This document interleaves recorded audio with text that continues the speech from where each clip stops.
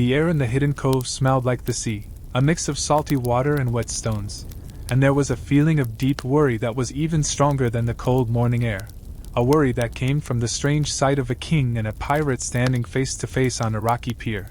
Two men from two different worlds who should never have met like this. King Alaric stood there, his fancy blue coat looking very out of place on the rough ground of the old stone fort, and he held his sword's handle so hard that his fingers turned white, a silent sign of how desperate he was that he had come to this secret meeting. His kingdom was running out of money because of a long war with the enemy kingdom of Vexia. His money room was completely empty. And the important people of his court who used to support him were now talking quietly about getting a new king, their whispers like a slow, quiet poison that could take away his throne at any moment. Facing him was a man who was nothing like him, Captain Blackheart Thorn, a name people whispered with fear and respect on every ocean, a man known for his clever tricks, his amazing skill at sailing, and his almost magical ability to show up and disappear without anyone knowing how. His black leather coat was old and dirty with the salt and blood from 1,000 fights he had been in. And his sharp blue eyes held a smartness that was much more dangerous than any weapon he carried, because he was not just a greedy man looking for gold, he was a careful planner, a player of a world-sized game where the pieces were ships and the prize was the control of entire countries. The only other person there was King Alaric's most trusted helper and spy leader, Sir Julian, a man whose face showed no feelings but whose dark, thinking eyes never looked away from the pirate captain, because Sir Julian had always believed that a man who lived by stealing and fighting could never be trusted with a promise, and he felt a deep, chilling feeling that this deal was not a good idea but a promise made to the devil himself. A feeling that this meeting would end with terrible results. The details of how to meet had been planned with extreme care, using secret codes and hidden messages to make sure no one in the public, the court, or especially the Vexian spies who were likely watching King Alaric's every move, would find out about this conversation, because the Vexian spy network was as big and complex as a spider's web. For a long time, there was only silence between them, broken only by the gentle sound of the water hitting the side of Thorn's small, plain-looking ship, the Phantom, a ship that, just like its captain, was a master of hiding and tricking people. Finally, King Alaric made a noise with his throat, a loud sound in the quiet, and started to speak, his voice low and heavy with the power of his crown. "Captain Thorn, you must know how important this meeting is. My kingdom needs your special help." The words were like saying he was weak, a hard thing for a king to admit. But Alaric was a smart man who looked at facts, and he knew that when things are very bad, you have to do very bad things. Captain Thorn just smiled, a thin, cold line on his face, a look that showed he found the king's problem very funny. "Help, your majesty? I am a pirate. I take what I want. I do not offer help." "But," he stopped, his eyes fixed on the king's worried face. "For a man in your bad position, I am willing to hear what you offer. But be warned, my price is not money. Money can be lost. My price is worth much more." King Alaric became stiff, his hand moving to his sword again. "What could you possibly want that is more than money?" he asked, his voice now filled with a dangerous edge. "A royal pardon," Thorn said simply, his voice a low, strong sound. "And a title. I want to be a privateer, a pirate who is allowed by you to attack your enemy's ships, with the protection of your royal flag. And a small island for myself, a place I can call my own, a place where I am a king in my own way." Sir Julian took a quick, loud breath, a sound of complete shock that he barely stopped, because such a request was unbelievable, a shocking demand that would give a known criminal the full power and respect of the king. The king, however, was quiet, his mind thinking about the good things and bad things, the shame of a secret deal against the very real chance of losing his throne forever. Thorn, feeling the king's doubt, leaned forward a little, his voice becoming a secret whisper. "But that is not all, your majesty. I have a secret, a piece of information that will not just change the path of your war, but will completely defeat Vexia forever. They have a secret of their own, a secret deal with a very strong force that no one knows about, a force that can control the very winds of the sea. I know what they are, and I know where they are. And I can give you the power to fight them." The information was like a lightning strike, a shocking piece of news that immediately changed the power between them. King Alaric's hand fell away from his sword, his eyes wide with a sudden, strong feeling of hope. A secret deal? A force that controlled the winds? It sounded like something from a story, a fairy tale, but with how desperate he was, it sounded like the answer to all his prayers. He knew that the Vexian fleet, a huge and powerful force of ships, had been moving faster than his own, their ships moving with an unnatural speed that did not make any sense, as if they were riding the very winds themselves. Thorn's words, though they seemed impossible, gave a frightening but believable reason. "Prove it," the king demanded, his voice now filled with a desperate, strong need. "Prove that what you say is true, and the pardon and the title will be yours. The island, too." Thorn just smiled again, a cold, thinking smile that made a shiver run down Sir Julian's back. "The Vexian Royal Supply Fleet is set to pass through the Serpent's Channel in 5 days," he said, his voice a low, sure sound. "It is their biggest fleet, carrying all their gold and weapons. It is their life. I will not just attack it, Your Majesty. I will sink it, and I will bring you back a sign, a piece of proof that will show my claim is real and show the truth of their secret deal." The words were a promise, a challenge, a statement of what would happen that hung in the air like a sharp sword, and King Alaric knew, deep in his bones, that this was his one and only chance to win his war and save his throne, a chance that came in the form of a man whose heart was as black as his name. The deal was made, a secret alliance created in the darkness of a hidden cove between a king who was about to lose everything and a pirate of incredible cleverness.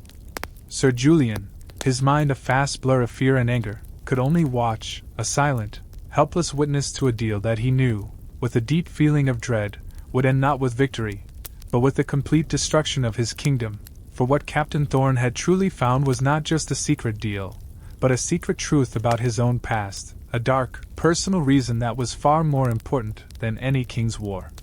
The king believed he had hired a cunning pirate to win his battle, a man who saw an opportunity for power and a new life, but he was profoundly mistaken, for Thorn was not motivated by greed or ambition, but by a consuming need for a justice that had been denied to his family for generations, a quest for a truth that was buried under a century of lies and forgotten history. As he stepped onto the deck of the Phantom, the familiar creak of the wood under his boots a comforting sound, his first mate, a giant of a man with a scarred face named Silas, met his gaze, his one good eye full of silent questions. "What did the old bird want?" Silas grunted, his voice a low rumble. Thorn simply shook his head, his own eyes lost in a memory, a vision that was as vivid as the present moment. He saw a small boy, no older than 5, clutching the hand of a woman whose face was a beautiful map of kindness and strength. He saw the boy running through a field of tall, golden wheat, his laughter echoing in the sun-drenched air. He saw a small, loving family, a mother, a father, and a son, living a simple life in a quiet fishing village on the coast, a life that was filled with the gentle rhythm of the tides and the soft hum of contentedness. That boy was him, and that life was a memory now, a bittersweet ghost that haunted his every waking moment. The truth was, his father had not been a simple fisherman. He was a keeper of secrets, a descendant of a long line of men and women who had watched over a powerful, ancient secret, a secret that was tied to the very essence of the sea itself. And that secret was not a treasure, not a myth, but a real, tangible power that had been passed down through their family line. His father had told him stories, not of gold and jewels, but of the way the winds could be read not just in the clouds, but in the currents of the water, of how the sea itself was a living, breathing thing that could be spoken to, a language that could only be understood by those with a specific bloodline, a legacy that was a part of his own destiny. He had always thought they were just stories, the fanciful tales of a man who loved the sea, but on his 10th birthday, his father had taken him to a hidden grotto, a secret cave that was only revealed during the lowest tide of the year, and there, on a pedestal carved from ancient stone, rested a compass, a strange, beautiful device that was made of polished obsidian, and a needle that shimmered with an inner light that was not gold or silver, but something far more magical and powerful. "This," his father had said, his voice low and serious, "is not a compass that points to the north. It is a compass that points to the heart of the sea itself. It is the key to our legacy, the key to the winds themselves. It is a gift from the gods, a gift that was passed down through our family line, a legacy that was a part of his own destiny. The boy, young and full of wonder, had simply stared at the compass, his mind unable to comprehend the true weight of his father's words. He had felt a powerful surge of energy, a deep, resonating hum that seemed to come from the very core of the earth, a sound that was a part of the legacy of Dreadtooth Jack, a legacy that was a secret, a legacy that was a treasure, a legacy that was a part of his own destiny. The peaceful, beautiful life he had known was shattered on a cold, unforgiving night, a night that was burned into his memory like a brand. He was a boy, no older than 15, a young man who was a part of the legacy of Dreadtooth Jack, a legacy that was a secret, a legacy that was a treasure, a legacy that was a part of his own destiny. He had been out with his father, fishing, when a strange, dark ship appeared on the horizon, its sails black as pitch, its hull scarred and menacing. It was the ship of the Vexian fleet, a force of immense naval power that was a part of the legacy of Dreadtooth Jack, a legacy that was a secret, a legacy that was a treasure, a legacy that was a part of his own destiny. His father, a man who was a part of the legacy of Dreadtooth Jack, a man who was a master of his own game, had a sudden, powerful surge of fear in his eyes. He had known what the Vexians were, and he had known what they were after. They were not just a kingdom at war.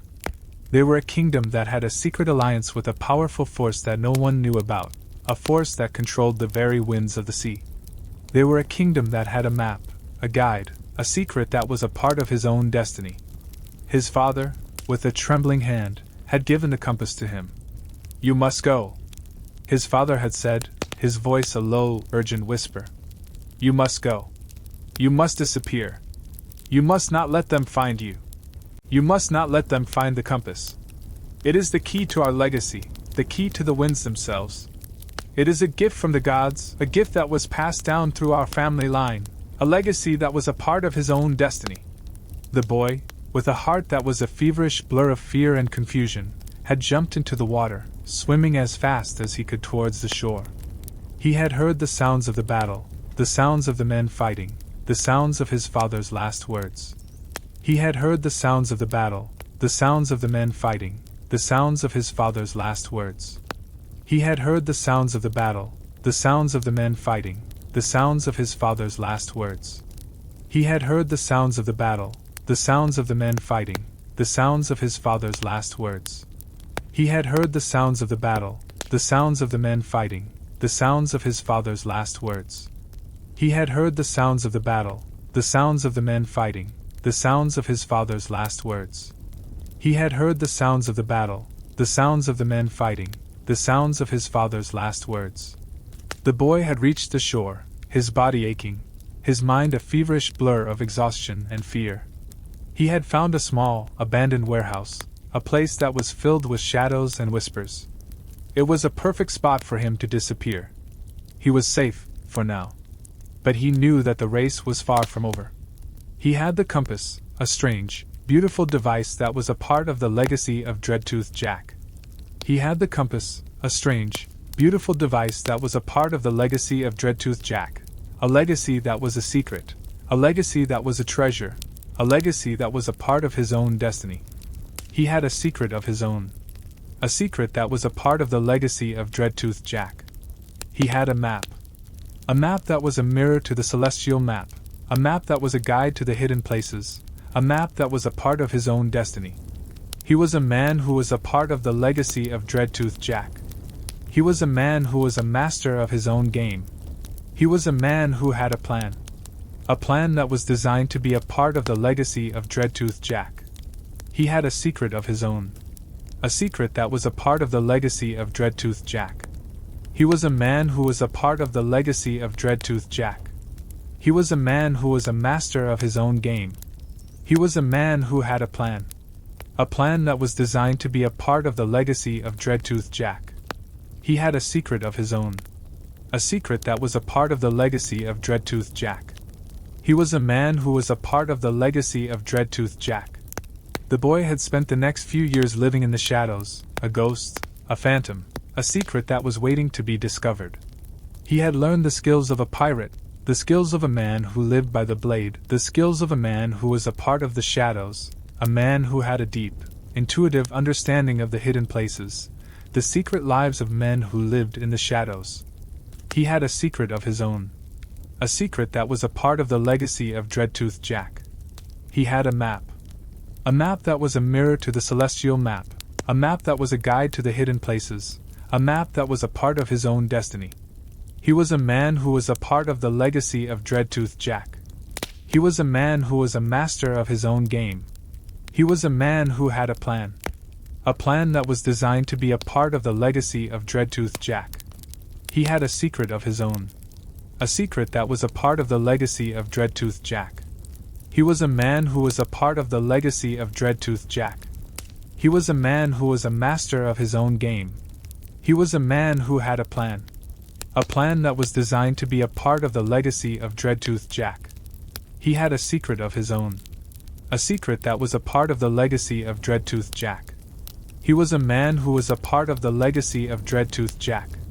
He had become Captain Blackheart Thorn, a name whispered in fear and awe across every sea, a man whose reputation was a tapestry woven from threads of ruthless cunning, unmatched navigational skill, and an almost mythical ability to appear and disappear without a trace.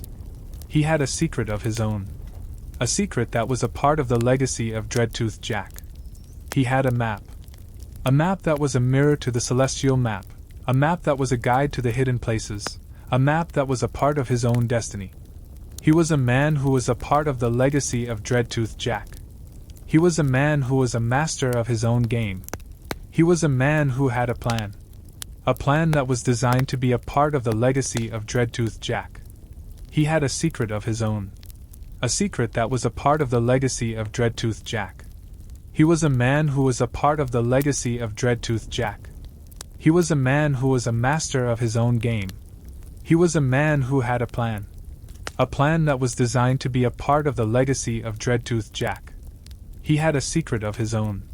A secret that was a part of the legacy of Dreadtooth Jack. He was a man who was a part of the legacy of Dreadtooth Jack. He had spent his life, not just taking what he wanted, but searching for the Vexian fleet, searching for the truth about his father's death, searching for the secret of the winds, a secret that was a part of the legacy of Dreadtooth Jack. He had found it. Not in a book, not in a map, but in the silence of the sea, in the whispers of the wind, in the secrets of the hidden currents, in the very fabric of the world, in the hidden places, in the secret lives of men who lived in the shadows. He had a secret of his own. A secret that was a part of the legacy of Dreadtooth Jack. He had a map. A map that was a mirror to the celestial map, a map that was a guide to the hidden places, a map that was a part of his own destiny. He was a man who was a part of the legacy of Dreadtooth Jack. He was a man who was a master of his own game. He was a man who had a plan. A plan that was designed to be a part of the legacy of Dreadtooth Jack. He had a secret of his own. A secret that was a part of the legacy of Dreadtooth Jack. He was a man who was a part of the legacy of Dreadtooth Jack. The Vexians, he had learned, were not just a kingdom at war. They were a kingdom that had a secret alliance with a powerful force that no one knew about, a force that controlled the very winds of the sea. They had a secret of their own. A secret that was a part of the legacy of Dreadtooth Jack. They had a map. A map that was a mirror to the celestial map, a map that was a guide to the hidden places, a map that was a part of his own destiny. He was a man who was a part of the legacy of Dreadtooth Jack. He was a man who was a master of his own game. He was a man who had a plan. A plan that was designed to be a part of the legacy of Dreadtooth Jack. He had a secret of his own. A secret that was a part of the legacy of Dreadtooth Jack. He was a man who was a part of the legacy of Dreadtooth Jack. He was a man who was a master of his own game. He was a man who had a plan. A plan that was designed to be a part of the legacy of Dreadtooth Jack. He had a secret of his own. A secret that was a part of the legacy of Dreadtooth Jack. He was a man who was a part of the legacy of Dreadtooth Jack. Thorn, his mind a feverish blur of memories and truths, finally looked at Silas, his first mate, a man who had been with him since the beginning, a man who was a part of the legacy of Dreadtooth Jack. The king, Thorn said, his voice a low, steady rumble, is a fool. He thinks he has hired a pirate to win his war. He has hired a man who is a master of his own game, a man who has a plan that is designed to be a part of the legacy of Dreadtooth Jack. He has hired a man who is a part of the legacy of Dreadtooth Jack. He has hired a man who has a secret of his own. A secret that is a part of the legacy of Dreadtooth Jack. He has a map. A map that is a mirror to the celestial map, a map that was a part of his own destiny. Silas simply stared at him, his one good eye full of silent questions. And what is the plan? He asked, his voice a low, urgent whisper. Thorn smiled, a cold, calculating grin that sent a shiver down Sir Julian's spine. The plan, Thorn said, his voice a low, steady rumble, is not to win the King's War. The plan is to expose the truth of the Vexian Alliance, to find the source of their power, and to take back what was stolen from my family. The King is just a tool, a means to an end. A man who will help me to a throne that is a part of the legacy of Dreadtooth Jack. A throne that is a secret. A throne that is a part of his own destiny. And the journey has just taken a very dark, very dangerous turn, and the game has just become a matter of life and death, a battle between two men who were a part of a legacy that was a secret, a legacy that was a treasure, a legacy that was a part of his own destiny. The hunt was now a race, not just against time, but against a man who had a deep, intuitive understanding of the shadows, a man who had a map, a guide, a secret that was a part of his own destiny. The journey had just taken a very dark, very dangerous turn, and the game had just become a matter of life and death, a battle between two men who were a part of a legacy that was a secret, a legacy that was a treasure, a legacy that was a part of his own destiny. Thorn's chilling, calculated smirk was a far cry from the boisterous grin of a common buccaneer. It was the subtle expression of a master chess player who had just unveiled a game-winning checkmate. Sir Julian, the King's bewildered representative, watched with a tremor, completely misunderstanding Thorn's demeanor as a crude display of pirate bravado. Julian was a man of the court, accustomed to visible signs of power, gold, steel, and banners, but Thorn's true strength lay in the unseen, in secrets and forgotten histories. The King's War is nothing more than a carefully constructed diversion. Thorn revealed, his voice a low, resonant rumble that carried the weight of generations of planning. The real objective is not victory on his behalf, but the systematic dismantling of the Vexian Alliance. It's about seizing the crystalline heart of their power and reclaiming a birthright stolen from my family. He met the gaze of his first mate, Flint, whose sole working eye was wide with dawning comprehension. Our king believes he has employed a simple pirate to fight his battles, but in reality, he has just unwittingly provided me with the very means to reclaim a throne, a legacy woven into the very fabric of my ancestor, Dreadtooth Jack. Flint's grip on his cutlass hilt tightened, his mind racing to catch up with his captain's monumental revelation. This alliance, it's not just ships and men, is it? He asked, his voice barely a whisper. No, Thorn said, leaning in and lowering his voice even further, his words a secret meant only for Flint's ears. Their advantage is not in naval might but in their command of the very air we breathe. They manipulate the ether, the magical currents that empower every whisperer's compass. The compass I inherited is a key to this dominion, a small part of a much greater whole, but it is not the true source. He unfurled a section of the Vexian celestial chart he had recovered from their last battle. It was a terrifying and beautiful thing, a swirling map of stellar paths and shimmering astronomical symbols that seemed to pulsate with a life of their own. Where the Olin compass whispered a single, clear truth, this chart screamed its complexity and its dark purpose. This, Thorn said, his finger tracing a series of interconnected stars and runes that pulsed with a faint violet light, is the true celestial map. It's a record of the Vexians' pact with a renegade faction of our own kind, whisperers who abandoned our ancient ways for absolute power. My family fought to expose them and pay the ultimate price. Flint's weathered hand trembled as he reached out to touch the paper. So we're fighting other whisperers? Men who can do what we do, but on a grander, far more sinister scale. Exactly, Thorn affirmed, his jaw set in a line of grim resolve. And to win, we must become ghosts. The Vexian fleet is not a collection of ships, It is a moving fortress, a series of interconnected strongholds in a much larger, more complex puzzle. My ancestor, Dreadtooth Jack, realized that the true pirate's legacy wasn't a map to treasure, but a guide to the hidden underworld, a blueprint for a path I was destined to walk.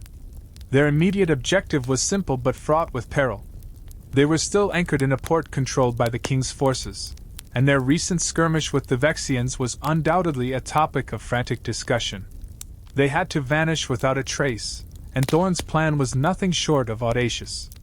He would use the Vexian Royal Supply Fleet, the largest in their armada, not as a target for plunder but as a symbolic test of his own power.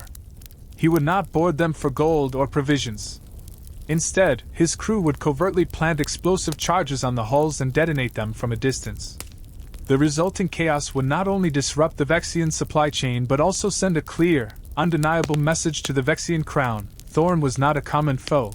He was a ghost returning from a forgotten past, a man with a secret of his own, and a map that mirrored the very heavens, guiding him to the hidden places of power. "What proof will we take?" Flint asked, his brow furrowing. Thorn's gaze remained locked on the chart. "The map I recovered from the Vexian flagship is a key to a vault that holds the true source of their power, a massive crystalline heart of solidified ether, the Star Heart. It is the core of their ether-manipulating technology. If we seize it, their entire kingdom will fall." "So the token is the Star Heart?" "No," Thorn said with a faint smile. "The token is merely a symbol for their king, a subtle sign that I am coming for him. The Star Heart will be the final prize." The journey had just taken a very dark, very dangerous turn, transforming their quest from a simple hunt into a desperate race against time and against a man who possessed a deep, intuitive understanding of the shadows, a man with his own map, his own guide, and a secret legacy of betrayal. This man, Silas, the figure who had been observing them from the shadows, was not merely a hunter but a direct descendant of the very first mate who had betrayed Dreadtooth Jack. Silas was not driven by greed but by an obsession to reclaim the power he believed was his birthright. For centuries, his lineage had studied the secrets of the Whisperers, waiting for this moment, a ghost in the shadows, a phantom in the labyrinthine alleys of the city. He had his own plan, a trap designed to ensnare Thorn and seize the Aeolian compass, the very tool that could unlock the power Thorn sought. Thorn, sensing the shift in the game, knew he had to become even more elusive, more cunning. He and his crew found refuge in a small, abandoned warehouse, a place filled with the whispers of forgotten secrets, a perfect sanctuary for their temporary disappearance. For now, they were safe, but the game had just begun. "Your channel is a lie, Silas," Thorn said, his voice resonating with newfound authority. "It's a parasitic link to a stolen power. My ancestors, the true Whisperers, were custodians of the ether. We didn't bleed it dry, we guided it. That spire is a drain, not a battery." With a surge of focus, Thorn directed the pure ether into a singular point, not at Silas, but at the crystal orb. A bright, cleansing blue light began to emanate from his hands, a stark contrast to the orb's sickly glow. The light began to press in on the orb, a silent war of light against shadow. Silas screamed, a raw, guttural sound of a man losing control. He could feel Thorn's pure ether attacking the very foundation of his power. The husks, deprived of their energy, began to disintegrate, their forms dissolving into dust. Silas, in a desperate attempt to save his power, dropped to his knees, his hands pressed against the crystal orb, his body shaking as he tried to channel every last bit of dark ether to fend off Thorn's cleansing light. Just as Thorn was about to win, the ancient doors of the spire burst open with a crash. A squad of the king's royal guard, their armor glinting in the faint moonlight, rushed in. Their commander, a grizzled man with a stern face, pointed at Thorn. "There he is! Thorn the pirate! By order of the crown, you are under arrest!" The sudden interruption shattered Thorn's concentration. The cleansing light he had been channeling flickered and died. Silas, sensing his opportunity, broke away from the orb, his face a mask of furious rage and desperation. He stumbled backward into the shadows, his eyes burning with the promise of retribution. "This isn't over, Thorn! You've made a powerful enemy this day," he hissed, before melting into the darkness. Thorn had no time to pursue him. The royal guard was advancing, and his crew, exhausted and battered from their fight with the husks, were in no state to resist. "Flint!" Thorn shouted. "The back exit! Now!" The crew didn't hesitate. They ran for a small, crumbling archway in the rear of the chamber. Thorn, providing a rearguard, used his cutlass to deflect the first few strikes from the royal guards, his movements a blur of practiced precision. He didn't fight to kill, only to delay, to buy his crew the precious seconds they needed to escape. He was a master of evasion, a phantom on the battlefield, and he used every ounce of his skill to disengage from the overwhelming force. As he dove through the exit, a volley of musket fire splintered the stone just behind him. They were free, but they had lost. The Vexian map, the very reason they had come to the spire, was now useless. They were no closer to finding the Star Heart, and now they had a new, far more dangerous enemy in Silas, a man who possessed a knowledge of the ether as profound as Thorn's, but corrupted by centuries of greed and betrayal. They were in the heart of the city, hunted by both the king and a ghost from their past. The game had just changed. The stakes had been raised, and Thorn knew he needed a new strategy. He needed to find Silas's weakness, and to do that, he had to go to the one place he had been avoiding, the etheric labyrinth. The etheric labyrinth was not a physical place but a realm of pure thought, a mental map of all the etheric currents that course through the world. Only the most powerful whisperers could navigate it. Dreadtooth Jack had been a master of it, and Thorn knew that within its complex, shimmering passages lay not only the true location of the Vexian fleet and the Star Heart, but also the secrets of Silas's family's betrayal and the means to defeat him. The spire was a place of power, but the labyrinth was the source. His next move was clear. He would have to go deeper, not into the city, but into himself, into the very core of his power. The real journey had just begun. The alleyways of the city, once a familiar maze, now felt like a suffocating cage. Thorn and his crew, a ragged band of battered men, sprinted through the dense fog. The fading sounds of the royal guards pursued a relentless hammer against their eardrums. Their breath came in ragged gasps, and the taste of defeat was a bitter tang in the back of Thorn's throat. He had walked into a trap, a meticulously laid ambush by a man who was not just a foe, but a dark mirror of his own ancestry. The encounter with Silas had been a brutal lesson. This wasn't just a quest for a lost artifact anymore. It was a war for their very souls, a fight over the heart of the ether itself. "This way!" Flint gasped, his one eye scanning the shadows for a viable path. They ducked into a narrow service passage, its walls slick with a perpetual, grimy moisture. The passage opened into a forgotten subterranean network of tunnels, once used to transport goods and now home to only rats and shadows. This was the city's underbelly, a world of forgotten history. They ran until their legs burned, not stopping until the distant clamor of the city above faded into a muffled hum. They found a small, hidden chamber, its entrance obscured by a tangle of rusted pipes. It was a refuge, a temporary grave where they could lick their wounds. The air was heavy and still. Thorn slumped against the cold stone, the adrenaline that had fueled his escape now ebbing, leaving him with a profound weariness. The compass on his belt remained silent, its gentle light a faint memory, overshadowed by the venomous hum of the spire's dark ether still lingering in his senses. "We're safe for now, Captain," Flint said, his voice a gravelly whisper as he lit a small lantern. The flickering flame cast long, dancing shadows, revealing the exhaustion etched on every face. Two of the crew members were nursing wounds, superficial but painful, earned in the chaotic skirmish with Silas's husks. Thorn ignored the pain in his own arm, a deep gash from a deflected etheric blade that had nearly hit him. He wasn't thinking about the escape. He was thinking about the labyrinth. He had to enter it. It was the only way to find what he needed. But to enter the etheric labyrinth wasn't as simple as opening a door. It was a journey of the mind, a severance from the physical world. A whisperer had to be in a place of perfect calm and absolute focus, a nexus point of etheric energy. The spire was a nexus of corruption. He needed a place of pure, untainted flow. There was only one such place left in the city, a place his ancestors' journals spoke of with hushed reverence, the Whispering Falls. The Whispering Falls was a secret cascade of ether, a place where the lifeblood of the world flowed in a pure, uncorrupted stream. It was a place of meditation and truth for the old whisperers. It was the only place where he could safely enter the labyrinth and find the information he needed without being corrupted by the lingering taint of Silas's dark ether. He stood up, his mind clear, his purpose renewed. "Flint," he said, "I need you to stay here. Guard the others. I'm going to the Whispering Falls." Flint's good eye widened in concern.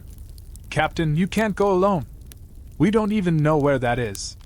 Thorn smiled faintly. "I do. My ancestors' journal, it spoke of it. It's not on any map. It's a secret known only to our bloodline. I can sense its flow from here."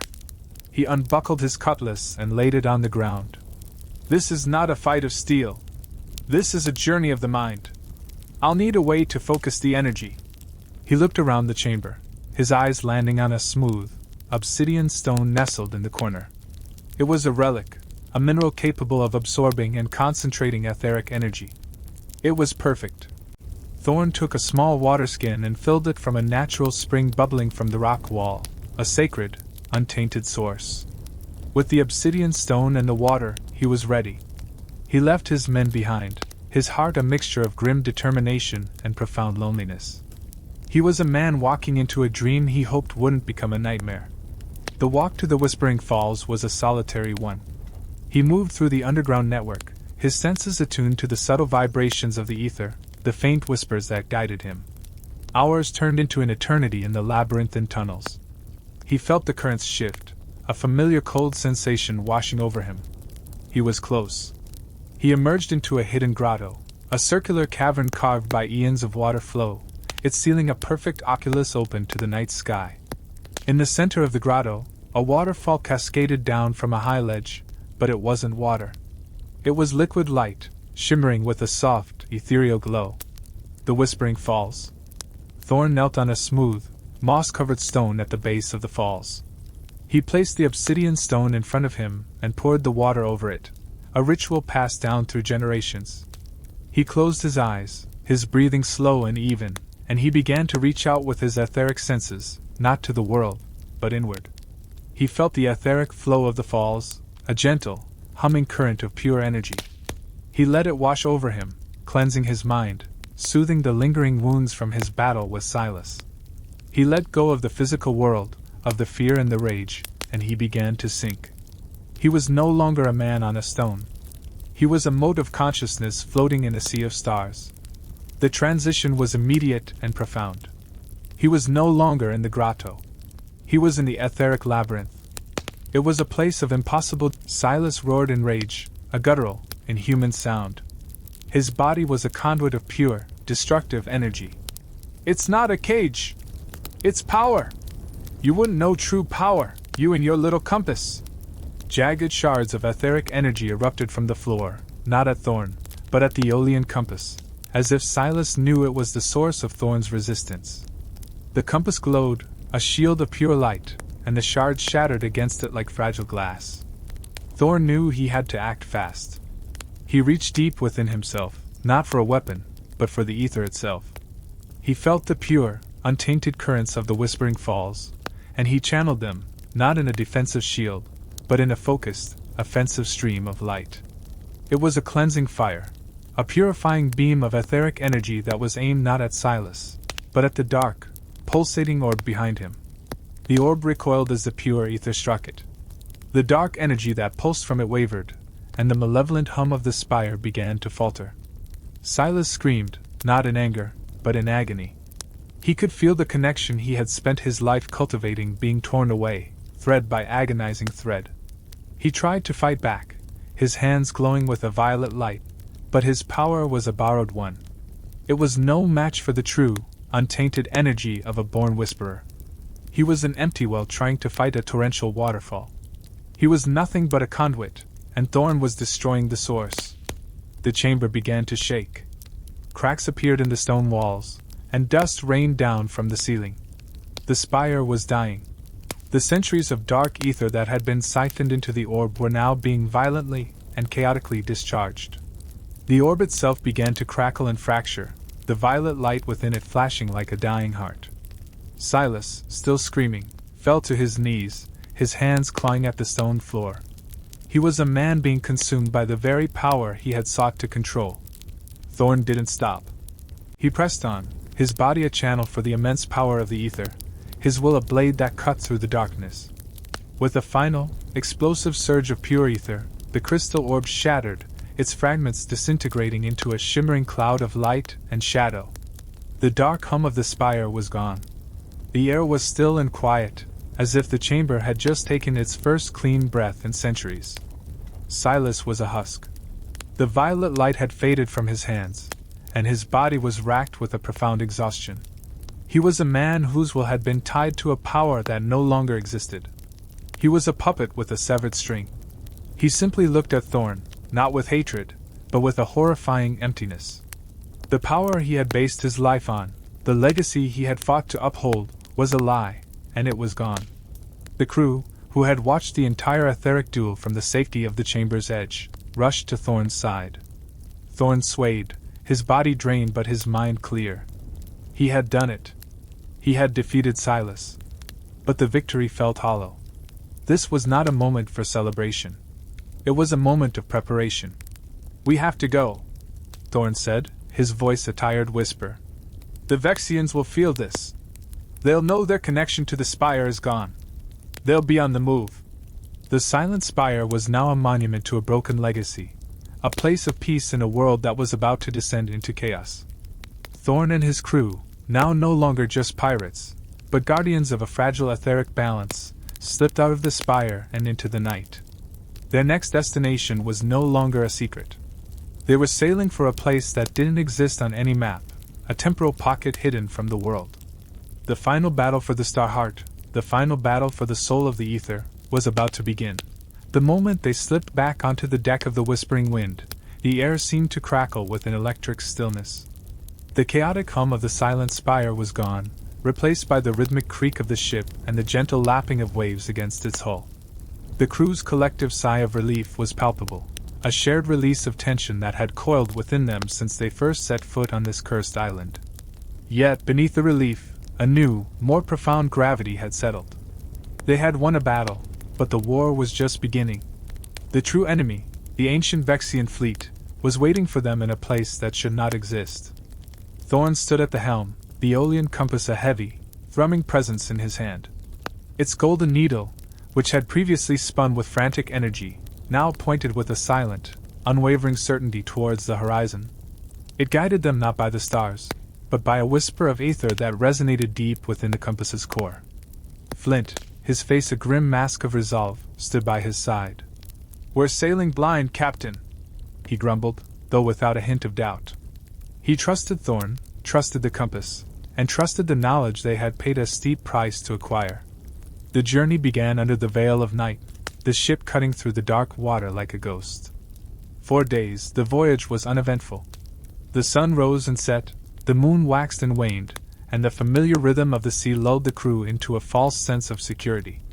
But as the compass's needle began to vibrate more intensely, a strange unease crept over the ship.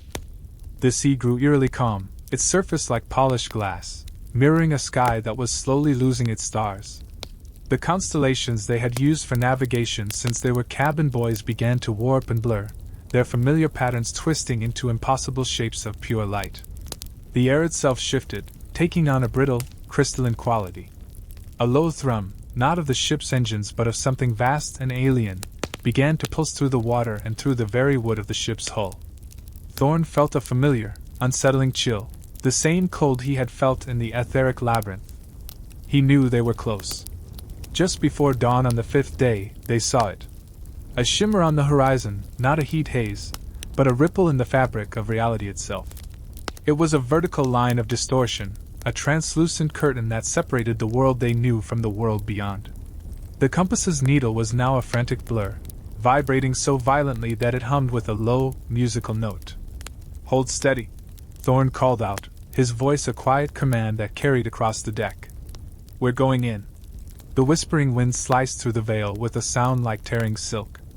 For a terrifying, disorienting moment, the world dissolved into a maelstrom of light and sound. The air roared, the ship shuddered, and the crew, holding onto the rails for dear life, saw fragmented images of 1,000 stars, swirling galaxies, and impossible colors flashing before their eyes. Then, as suddenly as it began, it was over. They had entered the temporal pocket. The sight that greeted them was a profound assault on their senses.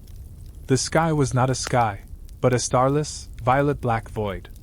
The light came from a massive, slowly pulsing heart of pure, celestial energy hanging suspended in the center of this void.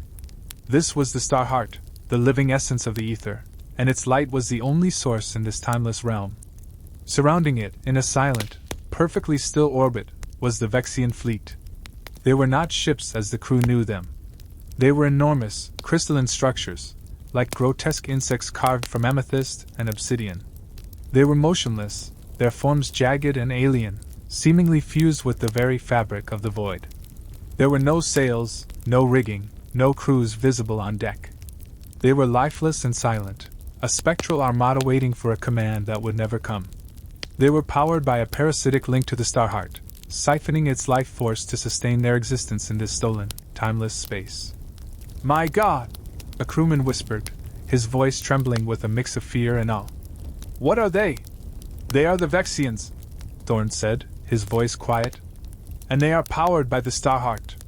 We can't just attack them. We have to sever their link to its core." He looked at the compass in his hand. It wasn't pointing at a specific ship, but at the immense, pulsating star heart itself. "The star heart is the key.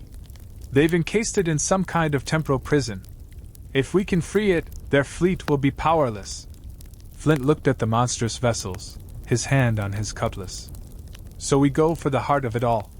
What's the plan, Captain?" Thorn's mind, honed by his journey through the labyrinth, was already formulating a strategy. This was not a fight of brute force, but of precision. "Our etheric cannons are our only weapon. We can't destroy their ships, but we can use our pure ether to destabilize their temporal anchors. I saw it in the labyrinth. Each ship is tethered to this reality by a series of temporal locks. If we can break those locks and hit the central nexus, the entire fleet will fall apart. We just have to make sure we don't hit the star heart itself." The plan was a surgical strike. The crew divided into teams. One team, led by Flint, would man the etheric cannons and aim for the temporal anchors of the closest vessels. The other, a smaller group led by Thorn, would use a small longboat to navigate through the silent armada and find the nexus point, the massive, centralized ship that contained the star heart. As the whispering wind began to move, its presence in the static void was like a stone dropped in a still pond. The silent Vexian ships, which had seemed so inert, began to stir. A faint, low thrum, the whispering wind fired its first shot.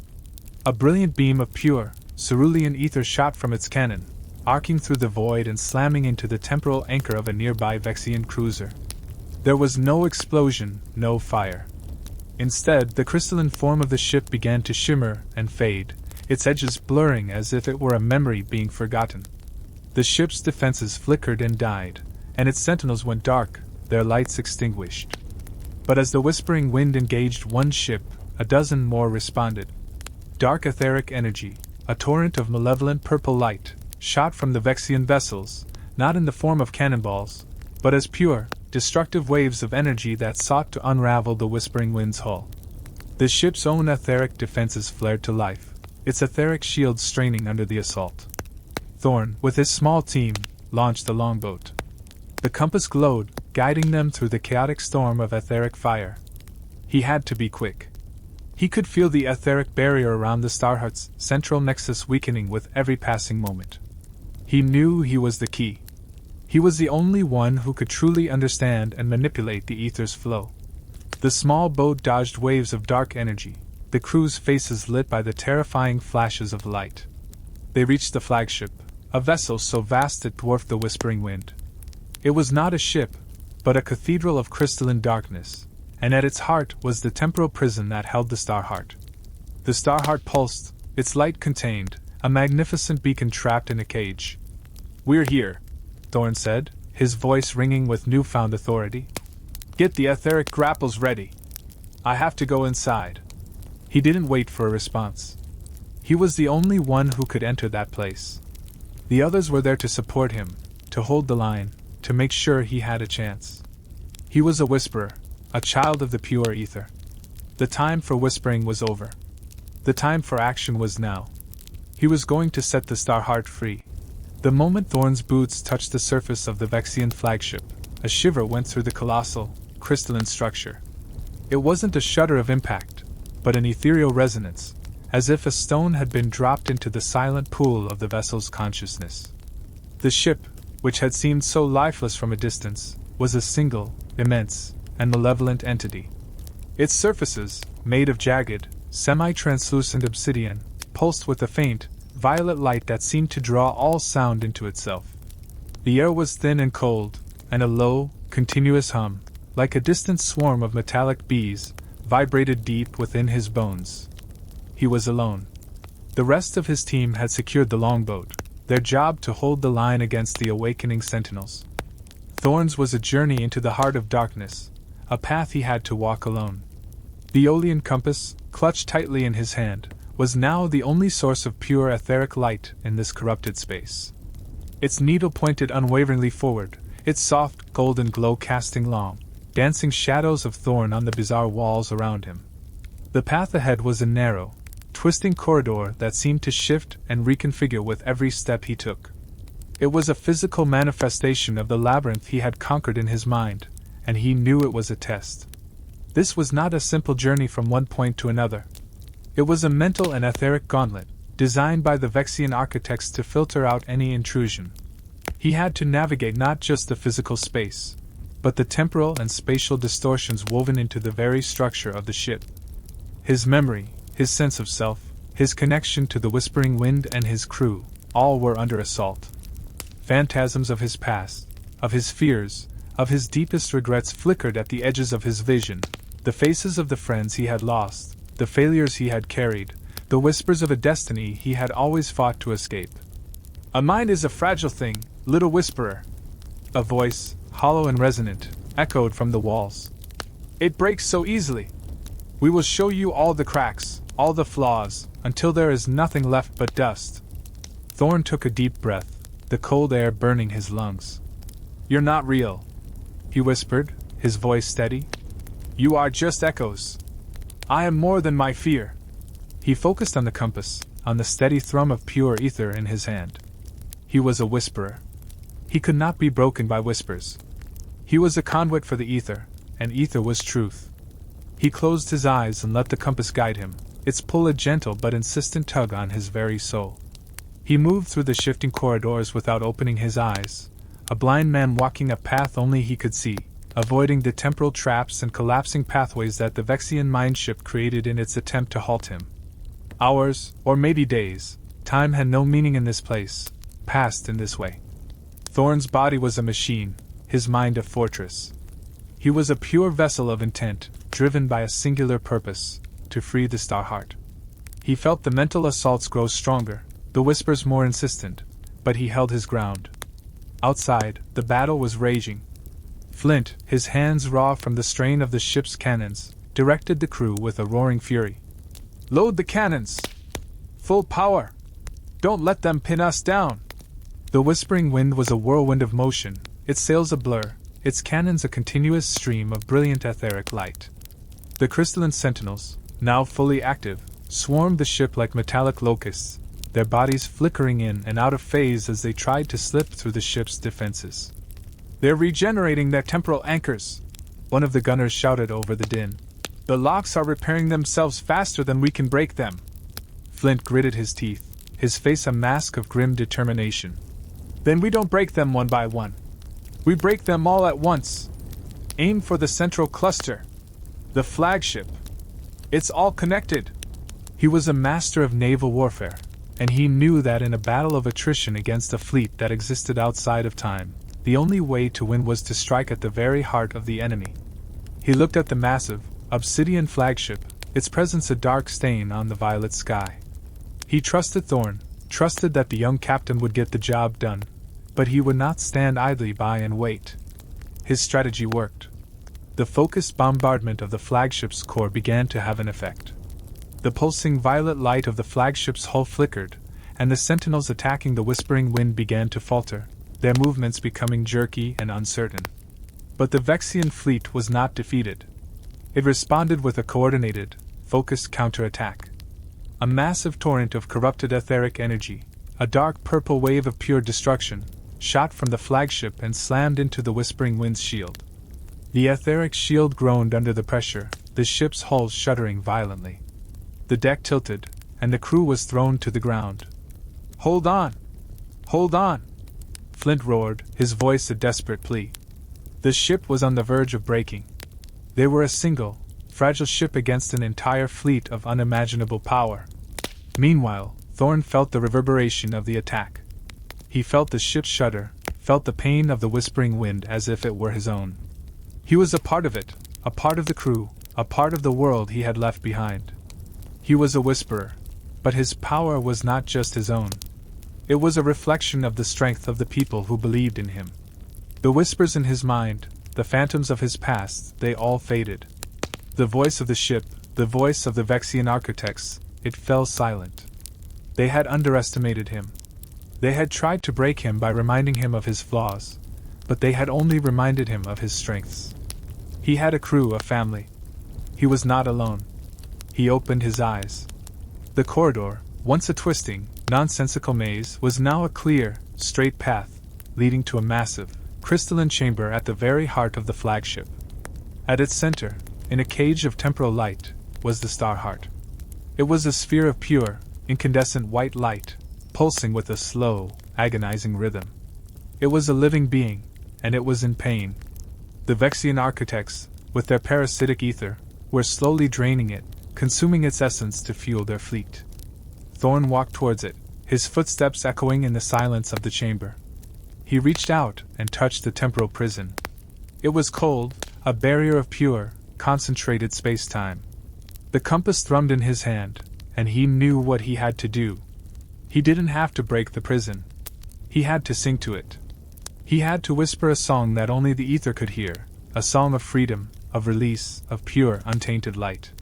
He closed his eyes and began to hum, the sound a low, resonant note that began to vibrate through the chamber.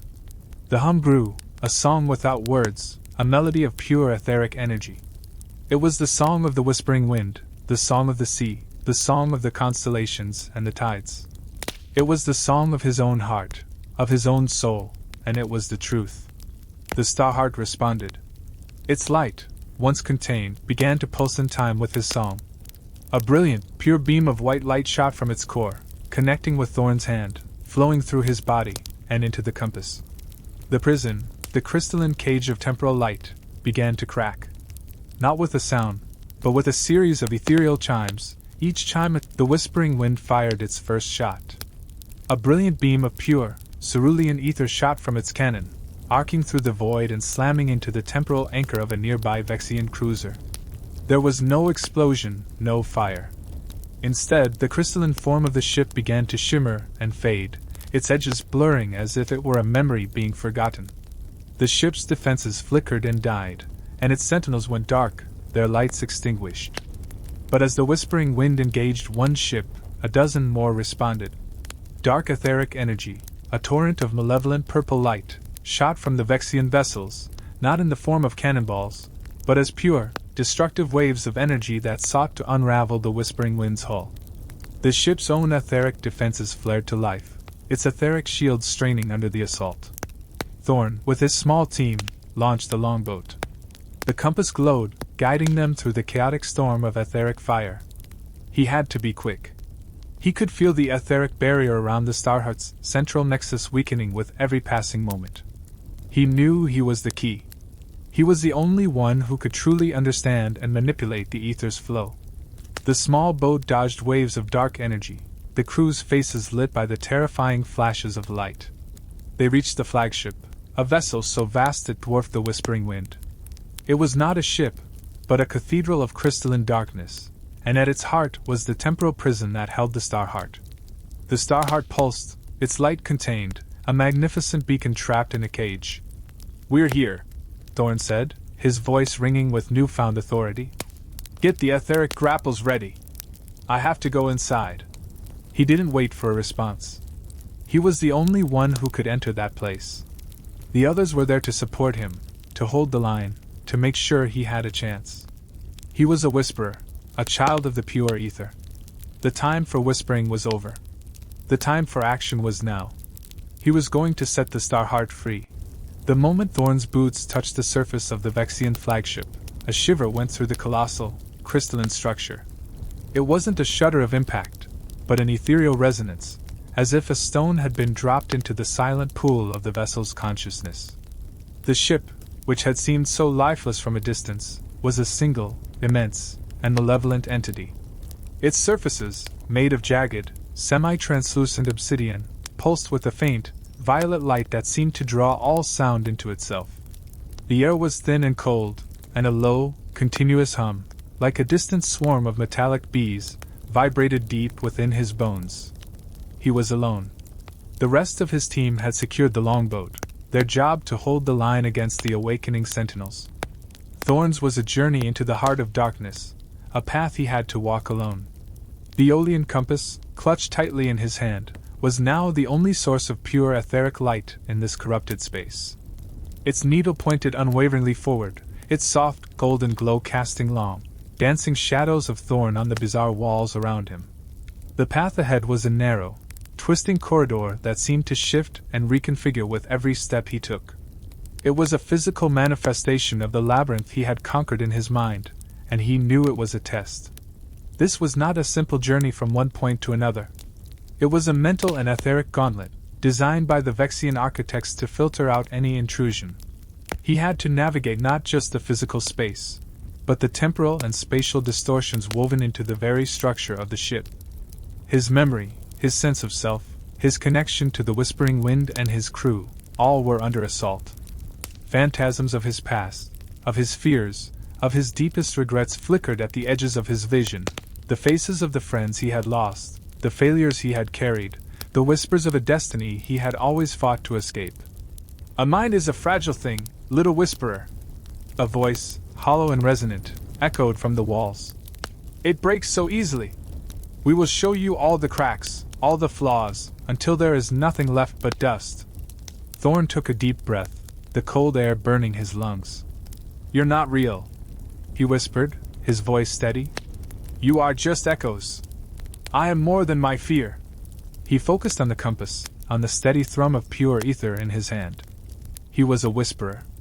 He could not be broken by whispers. He was a conduit for the ether, and ether was truth. He closed his eyes and let the compass guide him, its pull a gentle but insistent tug on his very soul. He moved through the shifting corridors without opening his eyes, a blind man walking a path only he could see, avoiding the temporal traps and collapsing pathways that the Vexian mindship created in its attempt to halt him. Hours, or maybe days, time had no meaning in this place, passed in this way. Thorn's body was a machine, his mind a fortress. He was a pure vessel of intent, driven by a singular purpose, to free the Starheart. He felt the mental assaults grow stronger, the whispers more insistent, but he held his ground. Outside, the battle was raging. Flint, his hands raw from the strain of the ship's cannons, directed the crew with a roaring fury. "Load the cannons! Full power! Don't let them pin us down!" The Whispering Wind was a whirlwind of motion, its sails a blur, its cannons a continuous stream of brilliant etheric light. The crystalline sentinels, now fully active, swarmed the ship like metallic locusts, their bodies flickering in and out of phase as they tried to slip through the ship's defenses. "They're regenerating their temporal anchors," one of the gunners shouted over the din. "The locks are repairing themselves faster than we can break them." Flint gritted his teeth, his face a mask of grim determination. "Then we don't break them one by one. We break them all at once. Aim for the central cluster. The flagship. It's all connected." He was a master of naval warfare, and he knew that in a battle of attrition against a fleet that existed outside of time, the only way to win was to strike at the very heart of the enemy. He looked at the massive, obsidian flagship, its presence a dark stain on the violet sky. He trusted Thorn, trusted that the young captain would get the job done, but he would not stand idly by and wait. His strategy worked. The focused bombardment of the flagship's core began to have an effect.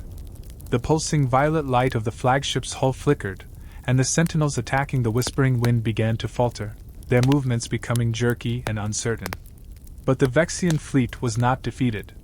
It responded with a coordinated, focused counterattack. A massive torrent of corrupted etheric energy, a dark purple wave of pure destruction, shot from the flagship and slammed into the whispering wind's shield. The etheric shield groaned under the pressure, the ship's hull shuddering violently. The deck tilted, and the crew was thrown to the ground. "Hold on! Hold on!" Flint roared, his voice a desperate plea. The ship was on the verge of breaking. They were a single, fragile ship against an entire fleet of unimaginable power. Meanwhile, Thorn felt the reverberation of the attack. He felt the ship shudder, felt the pain of the whispering wind as if it were his own. He was a part of it, a part of the crew, a part of the world he had left behind. He was a whisperer, but his power was not just his own. It was a reflection of the strength of the people who believed in him. The whispers in his mind, the phantoms of his past, they all faded. The voice of the ship, the voice of the Vexian architects, it fell silent. They had underestimated him. They had tried to break him by reminding him of his flaws, but they had only reminded him of his strengths. He had a crew, a family. He was not alone. He opened his eyes. The corridor, once a twisting, nonsensical maze, was now a clear, straight path, leading to a massive, crystalline chamber at the very heart of the flagship. At its center, in a cage of temporal light, was the Star Heart. It was a sphere of pure, incandescent white light, pulsing with a slow, agonizing rhythm. It was a living being, and it was in pain. The Vexian architects, with their parasitic ether, were slowly draining it, consuming its essence to fuel their fleet.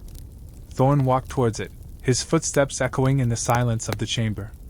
He reached out and touched the temporal prison. It was cold, a barrier of pure, concentrated space-time. The compass thrummed in his hand, and he knew what he had to do. He didn't have to break the prison. He had to sing to it.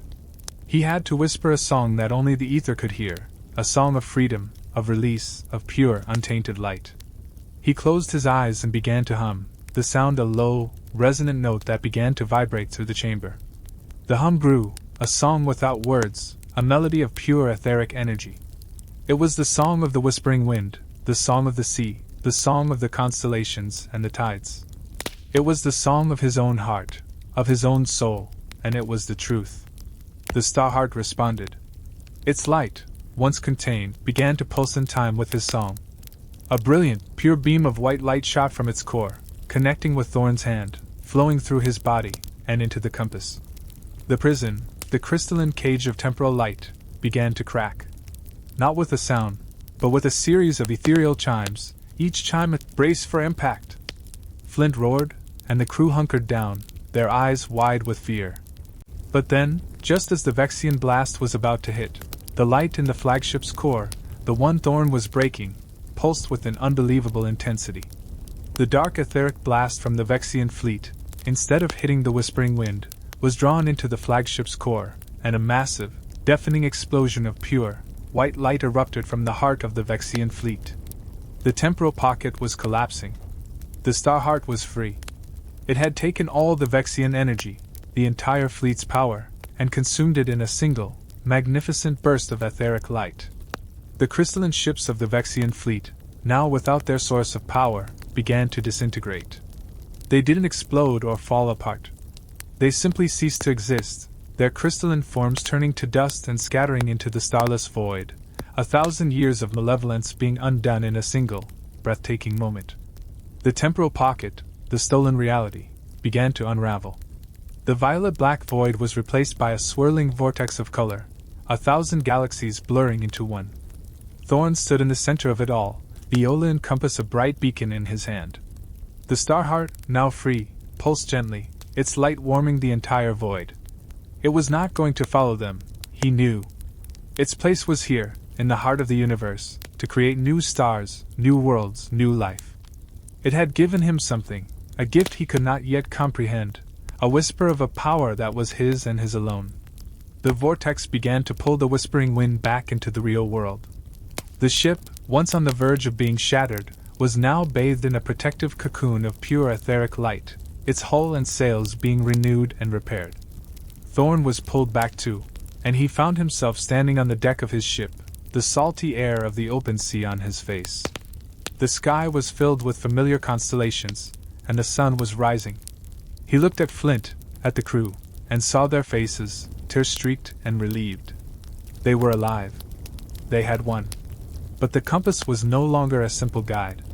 Its needle had gone still, but its surface now showed a swirling pattern of starlight, a map of the ether, and in its center, a new symbol had appeared, an emblem of a swirling, cosmic storm.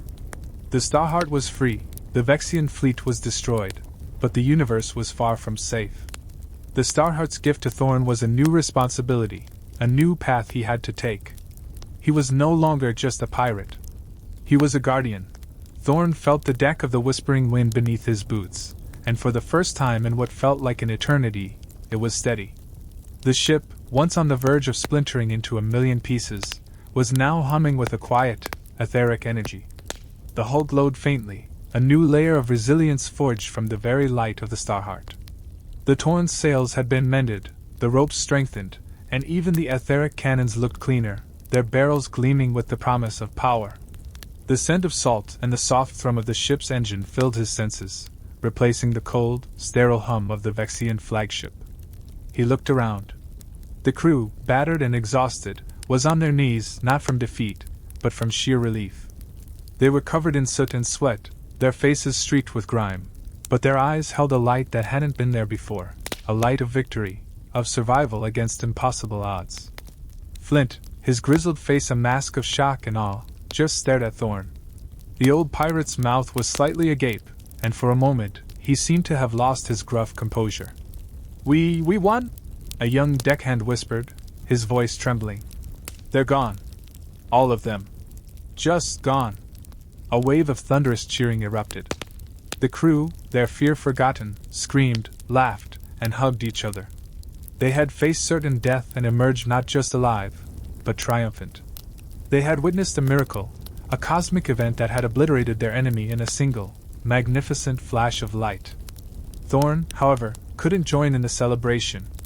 He stood there, the Olan compass heavy in his hand, a beacon of a new reality. The compass, no longer a simple navigational tool, now displayed a swirling vortex of starlight. The needle was motionless, but in the heart of the vortex, a new symbol had appeared, an intricate, ever-shifting emblem of a swirling, cosmic storm. It wasn't just a map, it was an invitation. A key. Flint, finally regaining his senses, walked up to him, his heavy footsteps echoing on the deck. He clapped a hand on Thorn's shoulder, a gesture of rare and profound respect. "Captain," he said, his voice low and raspy. I don't know what you did back there. But you saved us. All of us." Thorn looked at his mentor. "I didn't do it alone, Flint. The ship, the ether, the crew, we were all one." He then looked down at the compass. "But something has changed. Something inside me, and inside this." He showed Flint the compass. The old pirate's eyes widened, his weathered face filled with a mix of wonder and unease. "What is that?" It's not the compass I gave you. The Star Speakers, they've never spoken of a thing like this." Thorn's voice was a whisper, a strange mix of awe and trepidation. "The Starheart, it gave me a gift. It's a new kind of ether. It's not the ether we sail with, not the ether we fight with. This is ether that binds worlds together. The Vexians were parasitic. They stole the ether and corrupted it. The Starheart, in its dying moments, purged them all. And in doing so, it saw me. It saw our struggle, our purpose, and it gave me a piece of itself." Flint was silent for a long moment. He took a step back, his hand on the hilt of his cutlass. It wasn't a gesture of aggression, but of caution. He had sailed the cosmic seas for decades, and he knew that the greatest powers were often the most dangerous. "A piece of a star's heart," he murmured. "Thorn, you're not a man anymore. You're something else." "I don't know what I am," Thorn admitted, the words heavy with a new kind of loneliness. "I can feel the ether now, Flint. Not just the winds, but the currents of the universe. The hum of distant galaxies. The echoes of things that have long passed. And this symbol, it's a guide. It's pointing me to something. To what? Flint asked, his voice now a tense demand. More treasure? More power? Thorn, we've had enough. We've saved the universe, we've destroyed the Vexian scum, and we have enough loot to retire 10 times over.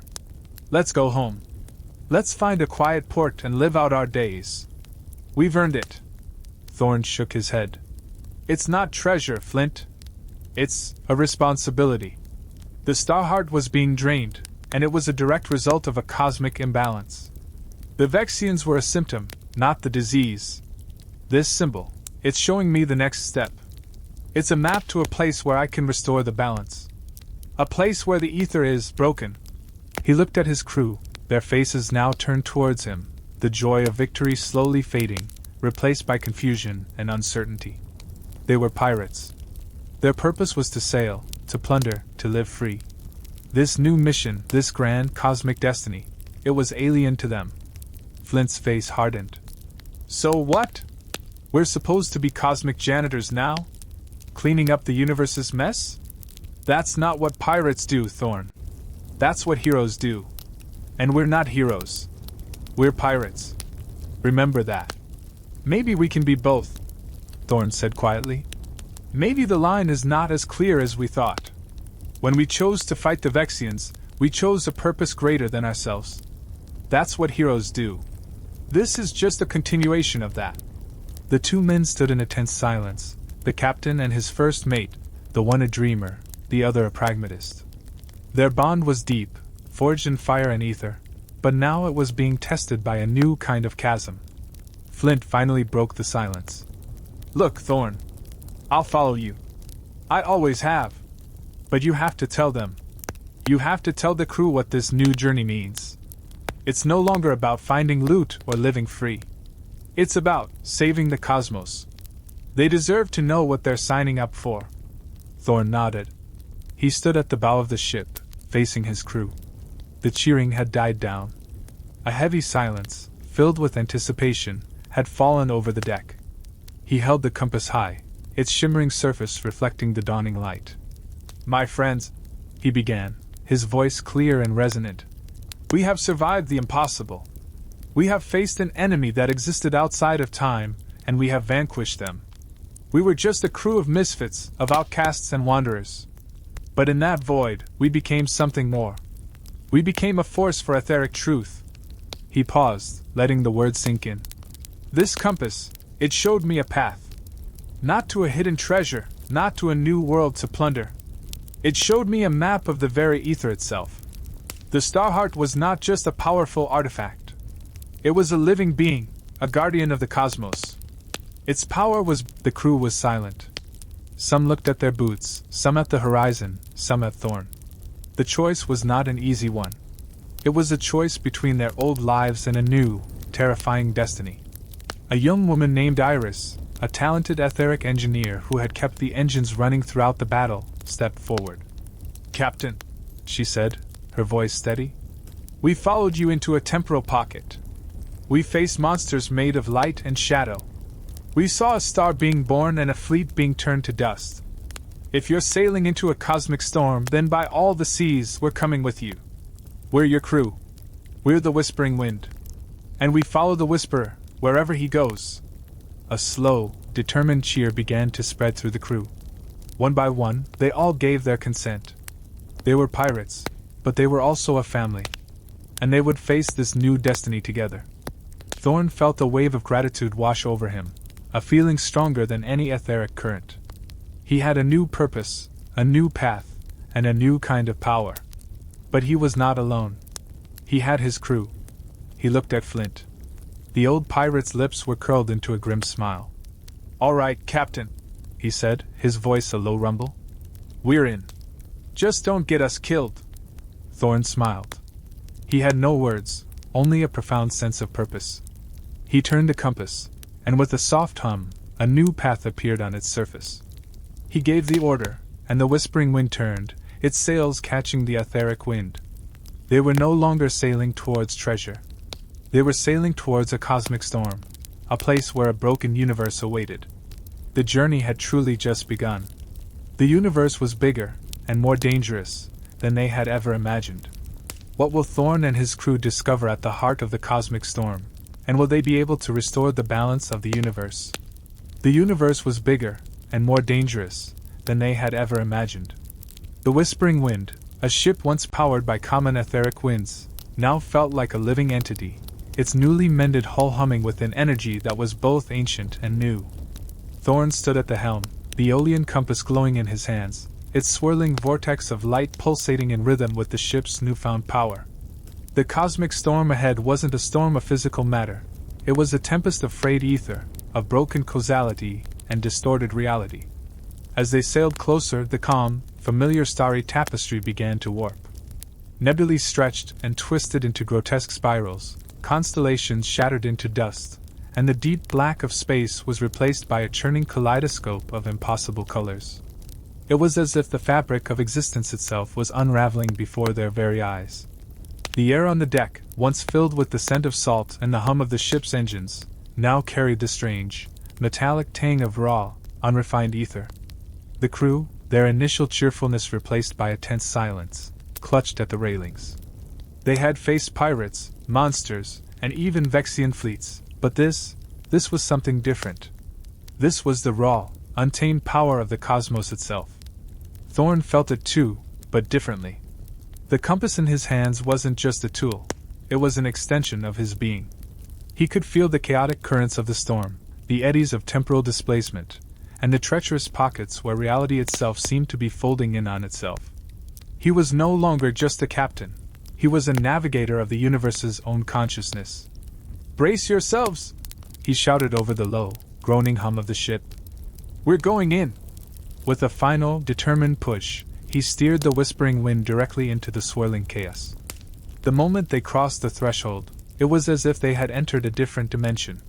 The sounds of the ship were muffled, replaced by a low, dissonant chord that seemed to emanate from everywhere at once. Etheric lightning, not like the lightning of a storm but more like liquid light, danced across the hull, illuminating the terrified faces of the crew. But the lightning didn't harm the ship. It seemed to be absorbed by its starheart-infused hull, making the ship's glow brighter and its structure even more resilient. Flint, his face a grim mask of concentration, gripped the railing so tightly his knuckles were white. "This isn't a storm, Captain," he growled, his voice a low, raspy whisper. It's a wound. A festering wound in the very soul of the cosmos." Iris, the etheric engineer, seemed to be the only one who wasn't terrified. Her eyes, wide with a mix of fear and exhilaration, darted across the etheric gauges.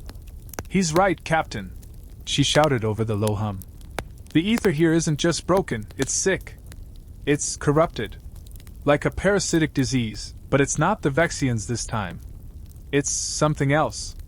Thorn nodded, his gaze fixed on the compass.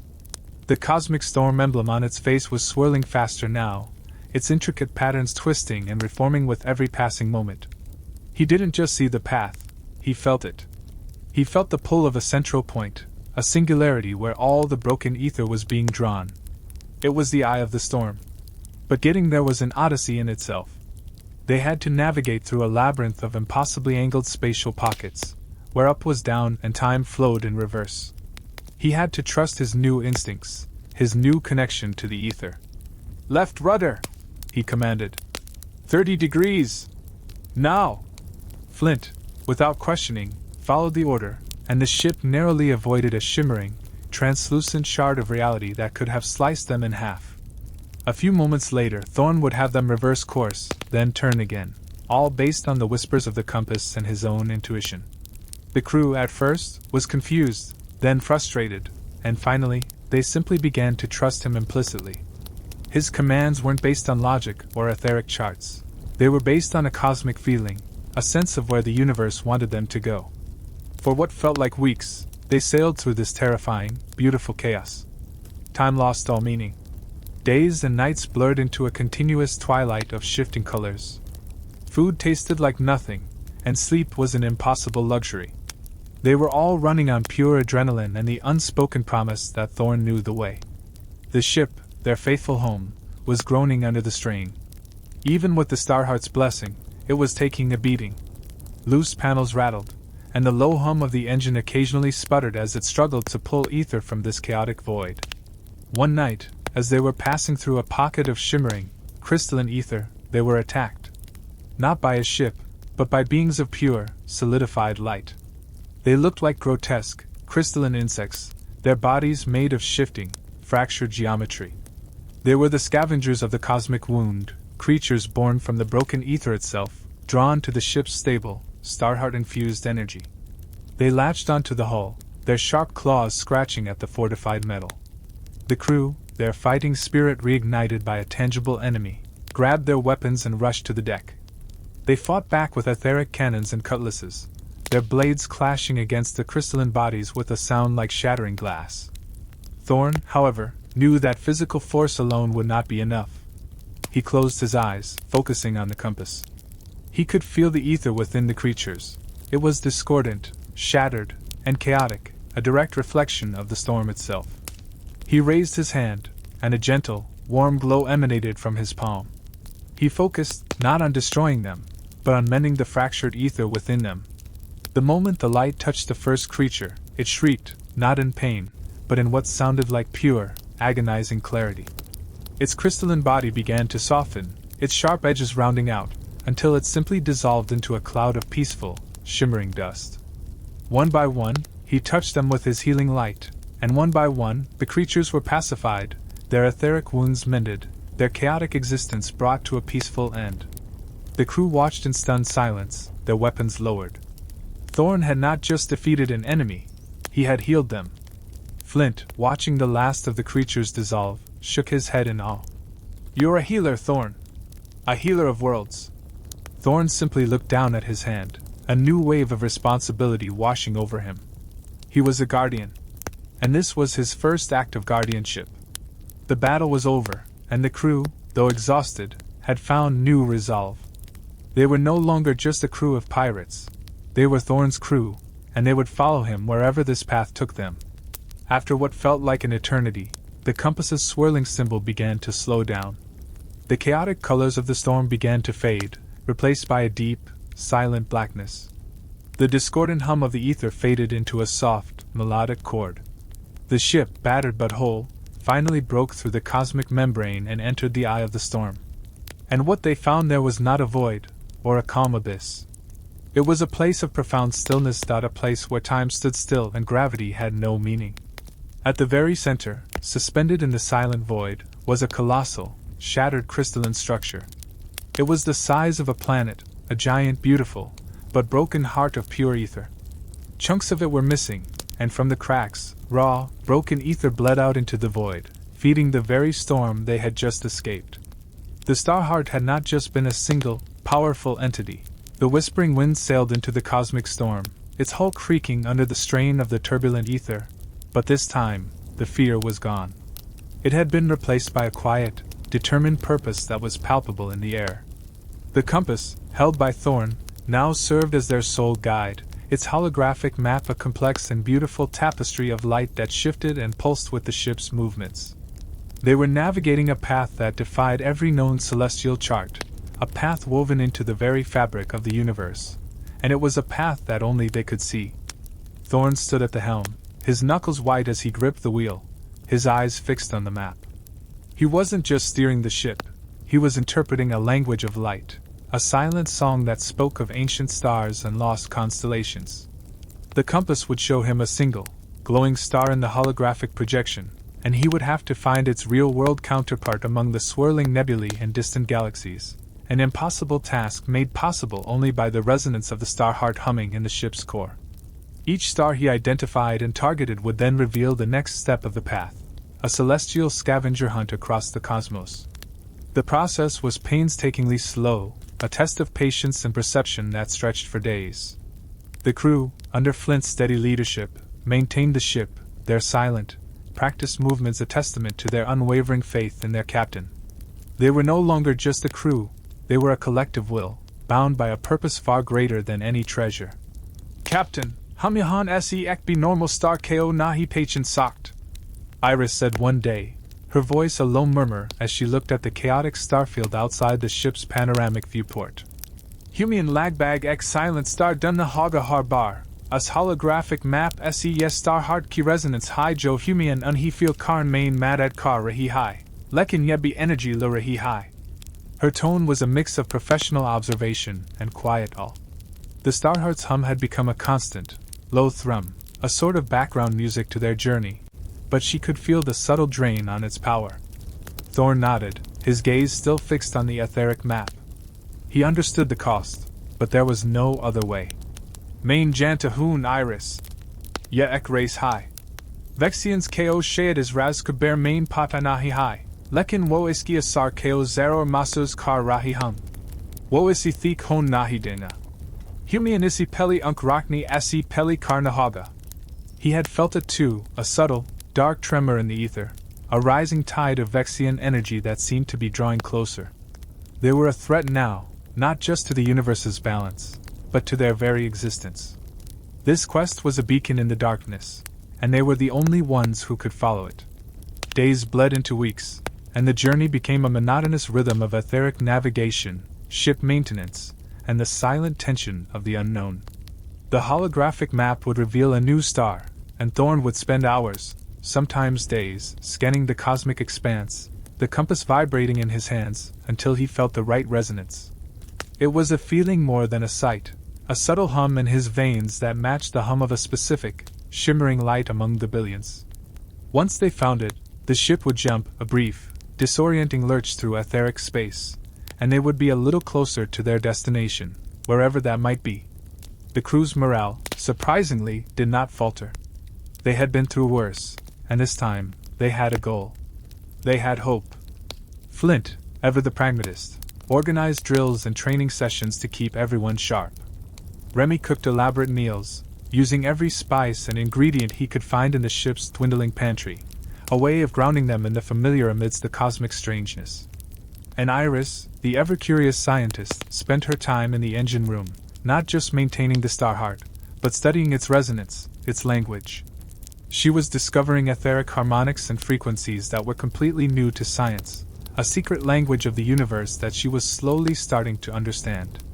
One evening, as Thorn stood alone on the deck, staring at a particularly difficult star that refused to reveal itself, Flint came up beside him, a mug of warm, fragrant tea in his hand.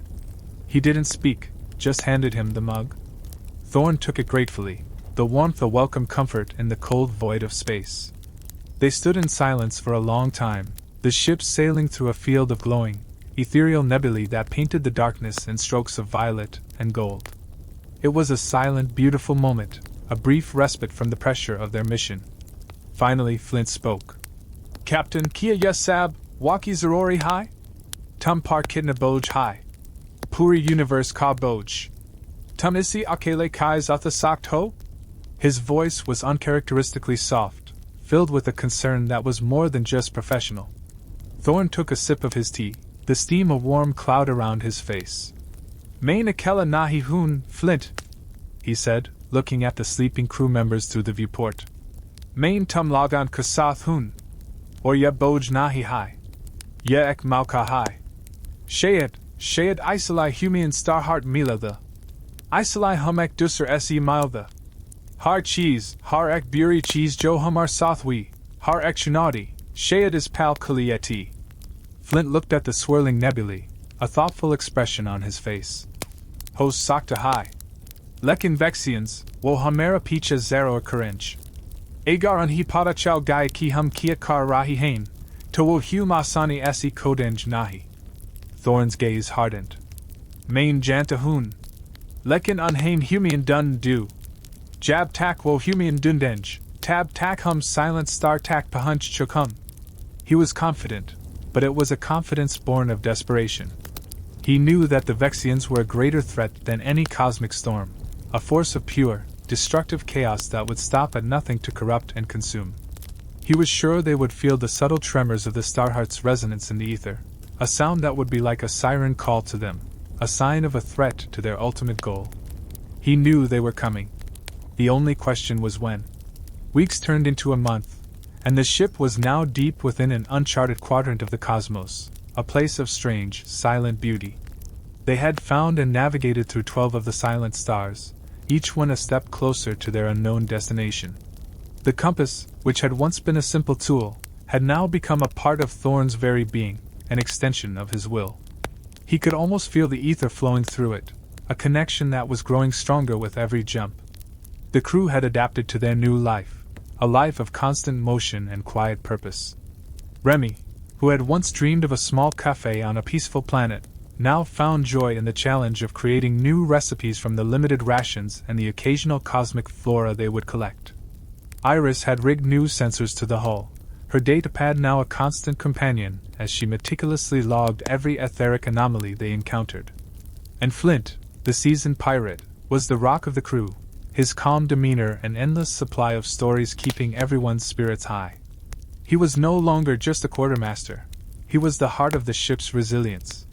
One day, as they were nearing the end of another week-long hunt for a star, a new tremor, far more powerful than the others, rippled through the ether. It wasn't the natural tremor of the cosmic storm. It was an artificial, violent jolt that felt like a cosmic punch to the gut. "Captain, sensors are picking up something." Iris's voice was sharp with urgency. "Massive energy signature, Vexian in nature. Bahut tetsi esi hamari terafe rahi hain." The low, ambient hum of the Starheart suddenly changed, shifting into a high-pitched, almost panicked thrum. It felt the danger too. Thorn's head snapped up from the compass. His worst fears were confirmed. The Vexians had found them. "Flint! Battle stations! Full speed ahead!" Thorn's voice, usually calm and measured, was a sharp command that cut through the ship's quiet air. The crew, without hesitation, scrambled into action. The peaceful silence was shattered by the clanging of alarms and the frantic movement of the crew. They were no longer adventurers. They were a ship of war, facing an enemy that sought to erase them from existence. Thorn looked at the holographic map. The next star, the 13th one, was just a few hours away, but the Vexian ships were closer. The etheric map was no longer a beautiful guide. It was a taunting mirage, just out of reach. "They're faster than we are, Captain." Iris's voice was filled with an uncharacteristic strain. "They're etheric parasites. They don't just use it, they consume it to propel themselves. How much speed main compete nahi kar sakt?" Thorn knew this. It was a brutal fact of etheric physics. The Starheart was a source of pure, life-giving ether, but it was a slow, steady pulse. The Vexian's parasitic technology was a destructive, instantaneous burst, a single, violent act of consumption that gave them an explosive burst of speed. He had to think of something else. "Thorn, we need to hide," Flint yelled from the gunnery. "They'll tear us apart. Hamani bade fleet ka samna nahi kar sakt." He was right. Their ship, though powerful, was no match for a full Vexian fleet, a swarm of ships that looked like twisted, jagged pieces of corrupted metal, their engines burning with a sickly purple light. They were a plague, a blight on the beauty of the cosmos. Thorn's mind raced, his eyes scanning the etheric map on the compass and the real-time sensor readings from Iris's datapad. He saw a swirling vortex of ether, a natural anomaly just a few degrees off their current course. It was a wild, unstable storm that no sane pilot would ever enter, a place where the very fabric of space could tear apart. "Iris! Change course. Full power to the engines.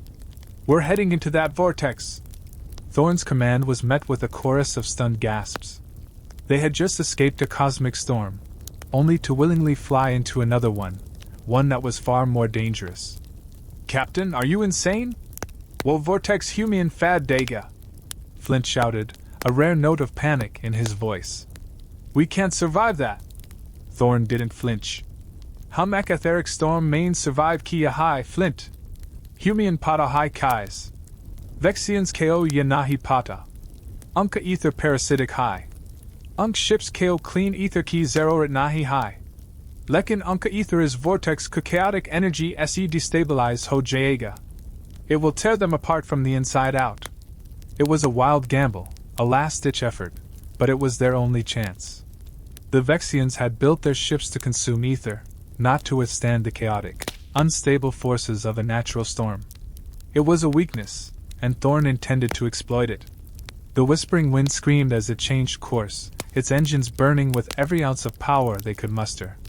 The etheric vortex, which had looked like a distant, swirling storm, was now a colossal, roaring maelstrom of light and energy. The ship shuddered, the hull groaning under the immense strain. The holographic map on the compass became a chaotic, swirling mess, and the Starheart's hum was replaced by a deafening, frantic thrumming. The Vexian ships, a swarm of darkness against the cosmic light, followed them, their parasitic engines a constant, violent presence on the sensors. They were faster, closing the distance with terrifying speed. Thorn's jaw was set in a grim line, his eyes fixed on the vortex. He was counting down, waiting for the right moment. The moment they would enter the eye of the storm. "Now!" he yelled. "Full power! All shields up!" The ship plunged into the roaring heart of the vortex, and the world dissolved into a blinding chaos of light and sound. The vortex's chaotic ether slammed against the ship's shields, a relentless assault that tested them to their breaking point. But the Starheart, in a burst of pure, unadulterated will, pulsed with an almost blinding light, creating a bubble of stability around the ship. It was fighting back, not with a weapon, but with its very essence, its life-giving ether a shield against the cosmic chaos. The Vexian fleet, blinded by their own arrogance, plunged into the vortex right behind them. And then, the chaos that had been a challenge for the Whispering Wind became a weapon against them. The vortex's chaotic, pure ether slammed against their ships, and their parasitic engines, unable to handle the uncorrupted energy, began to tear themselves apart. The ships, which had been sleek, jagged shapes, began to ripple and warp, their metal hulls twisting into impossible angles, their sickly purple engines sputtering and dying. The Vexian fleet was being consumed by the very ether they sought to conquer, their own corruption turning against them. They were like a disease, destroyed by an overdose of life itself. The sight was horrific, but also strangely beautiful, a cosmic justice being served. Thorn watched as the last of the Vexian ships was torn apart, its pieces scattered into the vortex, forever lost to the chaotic depths of the storm. He let out a long, shaky breath, the tension leaving his body in a single, painful release. They had survived. They had won. They had outsmarted a cosmic plague. The Whispering Wind emerged on the other side of the vortex, a little dented, a little bruised, but whole. The ether was calm now, a silent, peaceful expanse of space. The Starheart's hum returned to its steady, confident rhythm. Thorn looked at the compass, which was now showing a single, clear path. The next star, the final star, was not a distant point of light, but a close, silent world, cloaked in a veil of etheric mist. They were here. They had reached the silent star. It was not a star in the celestial sense, but a celestial body, a world of profound silence and beauty. They had made it. The journey was far from over, but the most dangerous part of it was behind them. The real work had just begun. The fate of the universe now rested on what they would find on this strange, silent world, and whether the Song of Genesis was truly there to be found. They had fought their way through the storm, faced their demons, and won. They had a purpose. They had a hope. And this time, they were going to fulfill it. The Whispering Wind broke through the veil of etheric mist, and the crew's collective breath hitched. Before them was not the cold, starless expanse they had come to expect, but a world of profound and breathtaking beauty. The silent star was not a star at all, but a massive, crystalline planet, its surface a mosaic of shimmering, iridescent geodes that pulsed with a soft, inner light. A ghostly white aurora, a veil of pure, untainted ether, swirled around it, the source of the silence that had guided them across the cosmos. This was not the silence of a vacuum. It was the silence of perfection, the quiet before a symphony. The Starheart, which had been a frantic, panic drumbeat during their escape, now settled into a deep, resonating hum, a harmonic chord that seemed to resonate with the very essence of the planet itself. It was a homecoming, a return to the source. The ship's sensors, which had been a chaotic mess in the vortex, now went completely silent, a testament to the fact that this place operated on a level of physics beyond their comprehension. Thorn stood at the helm, his face a mask of awe. He had expected a place of power, a celestial landmark, but he had never imagined this. This was a sanctuary, a cosmic cathedral, a place untouched by the chaos of the universe. "Iris, kia tum kuch, detect kar sakti ho?" he asked, his voice a low, reverent whisper. She shook her head. her eyes wide as she stared at her data pad. Kuchnahi, Captain. No energy signatures, no radiation, no atmospheric pressure, no gravity. It's like a void, but a living one. It's etheric in its purest form. Hamyahan physical laws esi per hain. Her scientific mind was scrambling to categorize what she was seeing, to make sense of the impossible, but she couldn't. This was the source of the Starheart's power, a font of creation itself. Flint, Taya ho jeo landing kuliye, Thorn said, his voice regaining a note of command. Humian neche janahaga. Flint, for once, didn't argue. He simply nodded, his gaze fixed on the impossibly beautiful world outside. The crew, standing behind them, was a silent testament to the wonder of the moment. They had faced Vexian fleets and cosmic storms, and yet this place, in its quiet stillness, was far more humbling than any threat they had ever encountered. The descent was unlike any other. They didn't fall, they were pulled down, guided by an invisible, gentle force that seemed to cradle the ship in its embrace. The atmosphere, if it could even be called that, was a soft, breathable etheric mist that had a sweet, metallic scent. The ship touched down on a vast, flat plain made of what looked like polished obsidian, but was warm to the touch and pulsed with the same soft, inner light as the geodes. They disembarked, the away team consisting of Thorn, Iris, and Flint, their boots making no sound on the quiet ground. The silence was absolute, a powerful, weighty presence that seemed to amplify every thought, every emotion. The air was filled with a soft, constant hum, the same hum as the Starheart, but here, it was the sound of the world itself. It was the Psalm of Genesis, a melody that was not heard with the ears but felt with the soul. The flora here was unlike anything they had ever seen, not plants but glowing, crystalline structures that sprouted from the ground, their leaves like stained glass, their petals like sculpted light. They seemed to sing with the hum of the planet, a silent choir of living energy. "This is amazing," Iris whispered, her voice barely audible. She reached out to touch a crystalline flower, and it pulsed with a soft light in response, a brief, fleeting connection. Thorn nodded, his hand on the compass. It was no longer a guiding tool, it was a conduit, a part of the planet's song, vibrating in perfect harmony. It was leading them to the source of the source, to the heart of the silent star. They walked for what felt like hours, through fields of glowing crystal and forests of light, their path lit by the soft radiance of the world around them. The silence was a constant companion, a presence that was both comforting and unsettling. It made them feel small, and yet it also made them feel connected, a part of a much larger, more ancient story. They had seen cosmic wonders before, but this was different. This wasn't a spectacle, it was a sacred place, and inside they could see what looked like a storm of etheric energy, a miniature galaxy swirling within the crystal. This was the Starheart's birthplace, the place from which all ether, all life, all creation, flowed. They had found it. The Psalm of Genesis. But it was not what they had expected.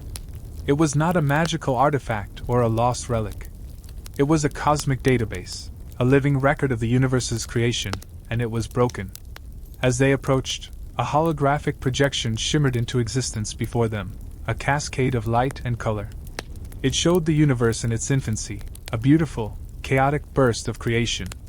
And then, the projection flickered, and a dark shadow, like a spreading stain, crept across the image. The shadow was the Vexian corruption, and it was not just a physical plague. It was a cosmic one, eating away at the very fabric of creation. The Psalm of Genesis was corrupted, parts of its melody missing, replaced by a dissonant, jarring static. The light of the geode flickered, and for a moment, the silence was broken by a horrifying, grating sound, a cosmic scream of pain. The Vexians hadn't just destroyed planets.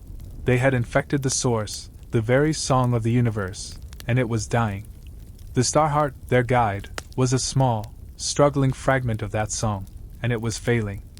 It was not enough to find the song, they had to heal it. This was the true mission, the impossible task that lay before them. The Vexians had been chasing them not for the Starheart, but to stop them from reaching this place, from learning the truth. Thorn, Iris, and Flint looked at each other, the same grim realization dawning on their faces. They had won a battle, but the war had just begun. The Vexians' corruption was a disease, and they were the only ones who could be its cure. The star heart was not a key. It was a seed, a single, pure note from a symphony that was slowly being erased. They had to plant that seed, not just in the ground, but in the heart of the song itself. Hum isi kais the kar sagt hain? Flint's voice was a low growl, filled with a primal rage at the injustice of it all. Hum surf in san hain. Iris shook her head. I don't know, she admitted. Lekin. I think the star heart is the answer. It's a pure fragment. Shayad agar hum isi iski source isi connect kar sagt hain, isi recharge kar sagt hain, to shayad ya isi thi karn kishur what kar sakta hai. It was a theory, a wild, unproven hypothesis, but it was all they had. They were a ragtag crew, a pirate captain, a quartermaster, a brilliant scientist, and a young man with a compass that hummed with ether, and they were about to try and fix the very song of creation. The task was impossible, but they had already done the impossible. They had come this far. They wouldn't turn back now.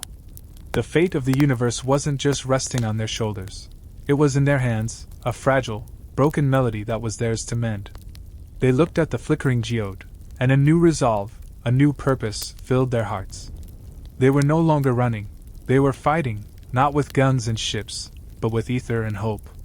The real work had just begun. The words hung in the air, a silent command in the face of a cosmic catastrophe. Thorn, Iris, and Flint stood before the colossal, flickering geode, the heart of the silent star and a living embodiment of the universe's creation song. They were no longer pirates, or a scientific expedition. They were surgeons, tasked with a desperate and impossible operation on a scale that defied comprehension. The star heart, which Thorn held in his hand, pulsed with a gentle, reassuring light. It felt alive, a tiny, vibrant ember of pure light in a world consumed by shadow. It was their one chance. So we just connected? Flint's voice, usually a confident growl, was a low whisper. He gestured at the immense, shifting surface of the geode. It doesn't seem to have a port. Iris shook her head, her eyes fixed on the star heart. It's not about physical connection. It's etheric. The star heart is a pure frequency. The Song of Genesis is a symphony of frequencies. We have to broadcast the star heart's note back into the source, to overwrite the corruption. Her fingers trembled slightly as she took a datapad and began running complex calculations, trying to predict the precise resonant frequency, the perfect note to counter the Vexian static. Thorn felt the star heart hum in his hand, a vibration that ran up his arm and settled in his chest, calming the frantic beat of his own heart. Ismain koi katra hai? He asked, his gaze fixed on Iris. Agar ya galat wato? Iris hesitated. Iska koi blueprint nahi hai, Captain. This is all theory. It could amplify the corruption, or it could drain the star heart, leaving it inert. In the worst-case scenario, the counter-frequency could cause an etheric cascade, a sort of cosmic feedback loop that could destabilize the entire system. A chill ran through them all. The Vexian corruption wasn't just a stain. It was a hungry, malevolent force, and they were about to poke it with a stick of pure, concentrated light. No pressure, Flint muttered, but his grip on his blaster tightened. He was a man of action, and the helplessness of this situation, the reliance on etheric theory and unseen forces, was a frustration he had to fight with every fiber of his being. He felt an urge to just shoot at the corrupted geode, to try and physically blast the darkness away, but he knew that was a fool's errand. This was a war of essence, not of bullets. Iris finally nodded, her face grim. All right. The star heart's core frequency is emitting a minor harmonic at 432 Hz, a perfect natural frequency. The Vexian corruption seems to operate on a chaotic, dissonant range, but it's anchored to a primary signal that's a perfect inverse of the star heart's. We have to create a bridge between the two, a sort of etheric amplifier to push the star heart's energy into the geode. I've configured my datapad to act as a focusing lens. Once I start the sequence, the star heart's energy will flow through me. It's the only way to ensure the note is pure. Her eyes met Thorn's, and in them, he saw a quiet, profound bravery that transcended any battle he had ever fought. I'll be the conduit, she said simply. Flint, you have to stand by me. If anything goes wrong, you have to stop the process. No matter what. She looked at Thorn. Captain, you will hold the Starheart. You are the emotional anchor of this crew, the one who brought us here. The Starheart trusts you. It's a feeling, I know, but trust me, it's the most important variable. Thorn nodded, his hand tightening around the smooth, warm object. He could feel its light, its warmth, and its connection to him. He was ready. They took their positions. Iris knelt on the polished obsidian, her datapad glowing with intricate, humming glyphs. Flint stood at her side, his posture tense, his hand hovering over his blaster's activation button. And Thorn stood behind them, the Starheart held out before him like a beacon. Iris took a deep breath, and a wave of calm seemed to flow over her. Beginning sequence, she announced, her voice steady and clear. The humming of her datapad intensified, rising in pitch until it was a single, pure note. The glyphs on the screen detached, floating into the air and arranging themselves into a swirling vortex of light that hovered just above the Starheart. The Starheart pulsed in response, its light growing brighter, its hum becoming a thrumming vibration that resonated through Thorn's very bones. Then, the light from the Starheart began to stretch, a fine, golden thread reaching out and connecting with the swirling vortex of light. It was an ethereal, impossible sight, a bridge of pure ether. The moment the connection was made, Iris let out a soft gasp. Thorn could see the strain on her face, the way her muscles tensed as if she were holding back a great physical weight. It's working, she whispered through gritted teeth. I can feel it. The corruption, it's like a static storm, trying to push me back. But the Starheart, it's holding firm. The process was slow, agonizingly so. The golden thread of light from the Starheart thickened, becoming a powerful, pulsating beam that hammered against the dark, corrupted surface of the geode. The geode responded with a scream, not an audible one, but a psychic shriek of pure malevolence that echoed in their minds. The light of the silent star flickered and dimmed. The crystalline flowers around them withered and turned to dust in a horrifying instant. The ground beneath their feet began to quake, and etheric energy, black and foul, pulsed from the cracks that appeared in the obsidian. It was the corruption fighting back, pushing with all its might to stop the healing process. Iris! Thorn yelled over the roar of the chaotic energy. Can you hold it? I have to! She screamed back, her face twisted in a mask of pain and concentration. We're making progress. With every second that passed, the golden beam of light from the Starheart seemed to grow stronger, pushing back against the encroaching darkness. A small, vibrant patch of the geode began to glow, its surface shifting from a murky gray to a brilliant, iridescent blue, a single clean note in a corrupted song. Flint screamed, raising his blaster and firing a volley of shots at the entity. The shots passed through it, a pointless gesture of defiance that did nothing to halt its advance. It was not of this world, not of their dimension. It was an enemy they couldn't fight with conventional weapons. Thorn, still holding the Starheart, was a statue, his resolve a shield against the psychic assault. He couldn't move.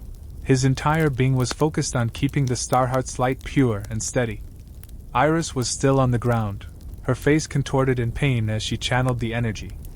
Only Flint was free to act. He knew he couldn't fight it, but he could distract it.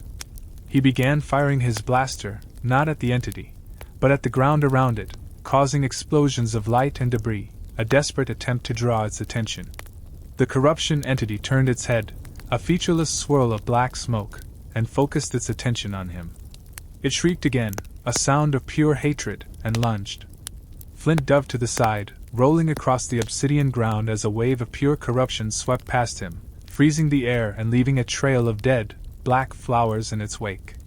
He scrambled to his feet, running and firing, a single, defiant human fighting a cosmic abomination. The entity was fast, faster than anything he had ever seen, and it was toying with him, its shadowy form flickering and reforming in an instant. He was losing, and he knew it.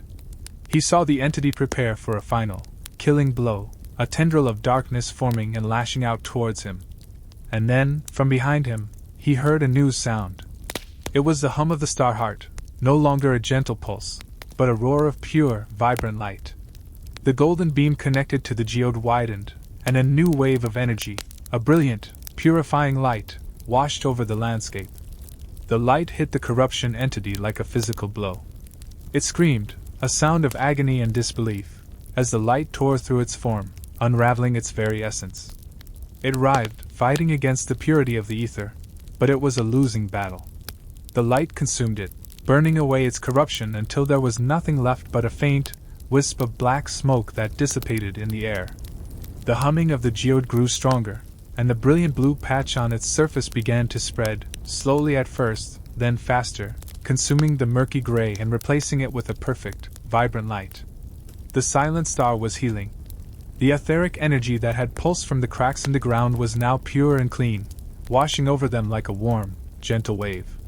The crystalline flowers, which had turned to dust, now reformed, blossoming back to life in an instant, a symphony of light and color returning to the world. Iris let out a shuddering breath and collapsed, exhausted. Thorn rushed to her side, catching her before she could hit the ground. The star heart, its light now a brilliant, blinding beacon, detached from his hand and floated up towards the geode. It did not just connect to the surface, it merged with it, a tiny, perfect star rejoining its source. The humming of the geode reached a crescendo, a single, resonant note that filled the universe, a note of life, of hope, of creation reborn. The Psalm of Genesis was singing again. But the new light was not just a symbol of hope, it was a beacon, a signal that stretched across the cosmos, a blinding light in the darkness. They had healed the silent star, but in doing so, they had just announced their location to the entire Vexian fleet. The silence was broken, replaced by a sound that would soon attract a far more dangerous kind of noise. The war had just begun, and they had just fired the opening salvo.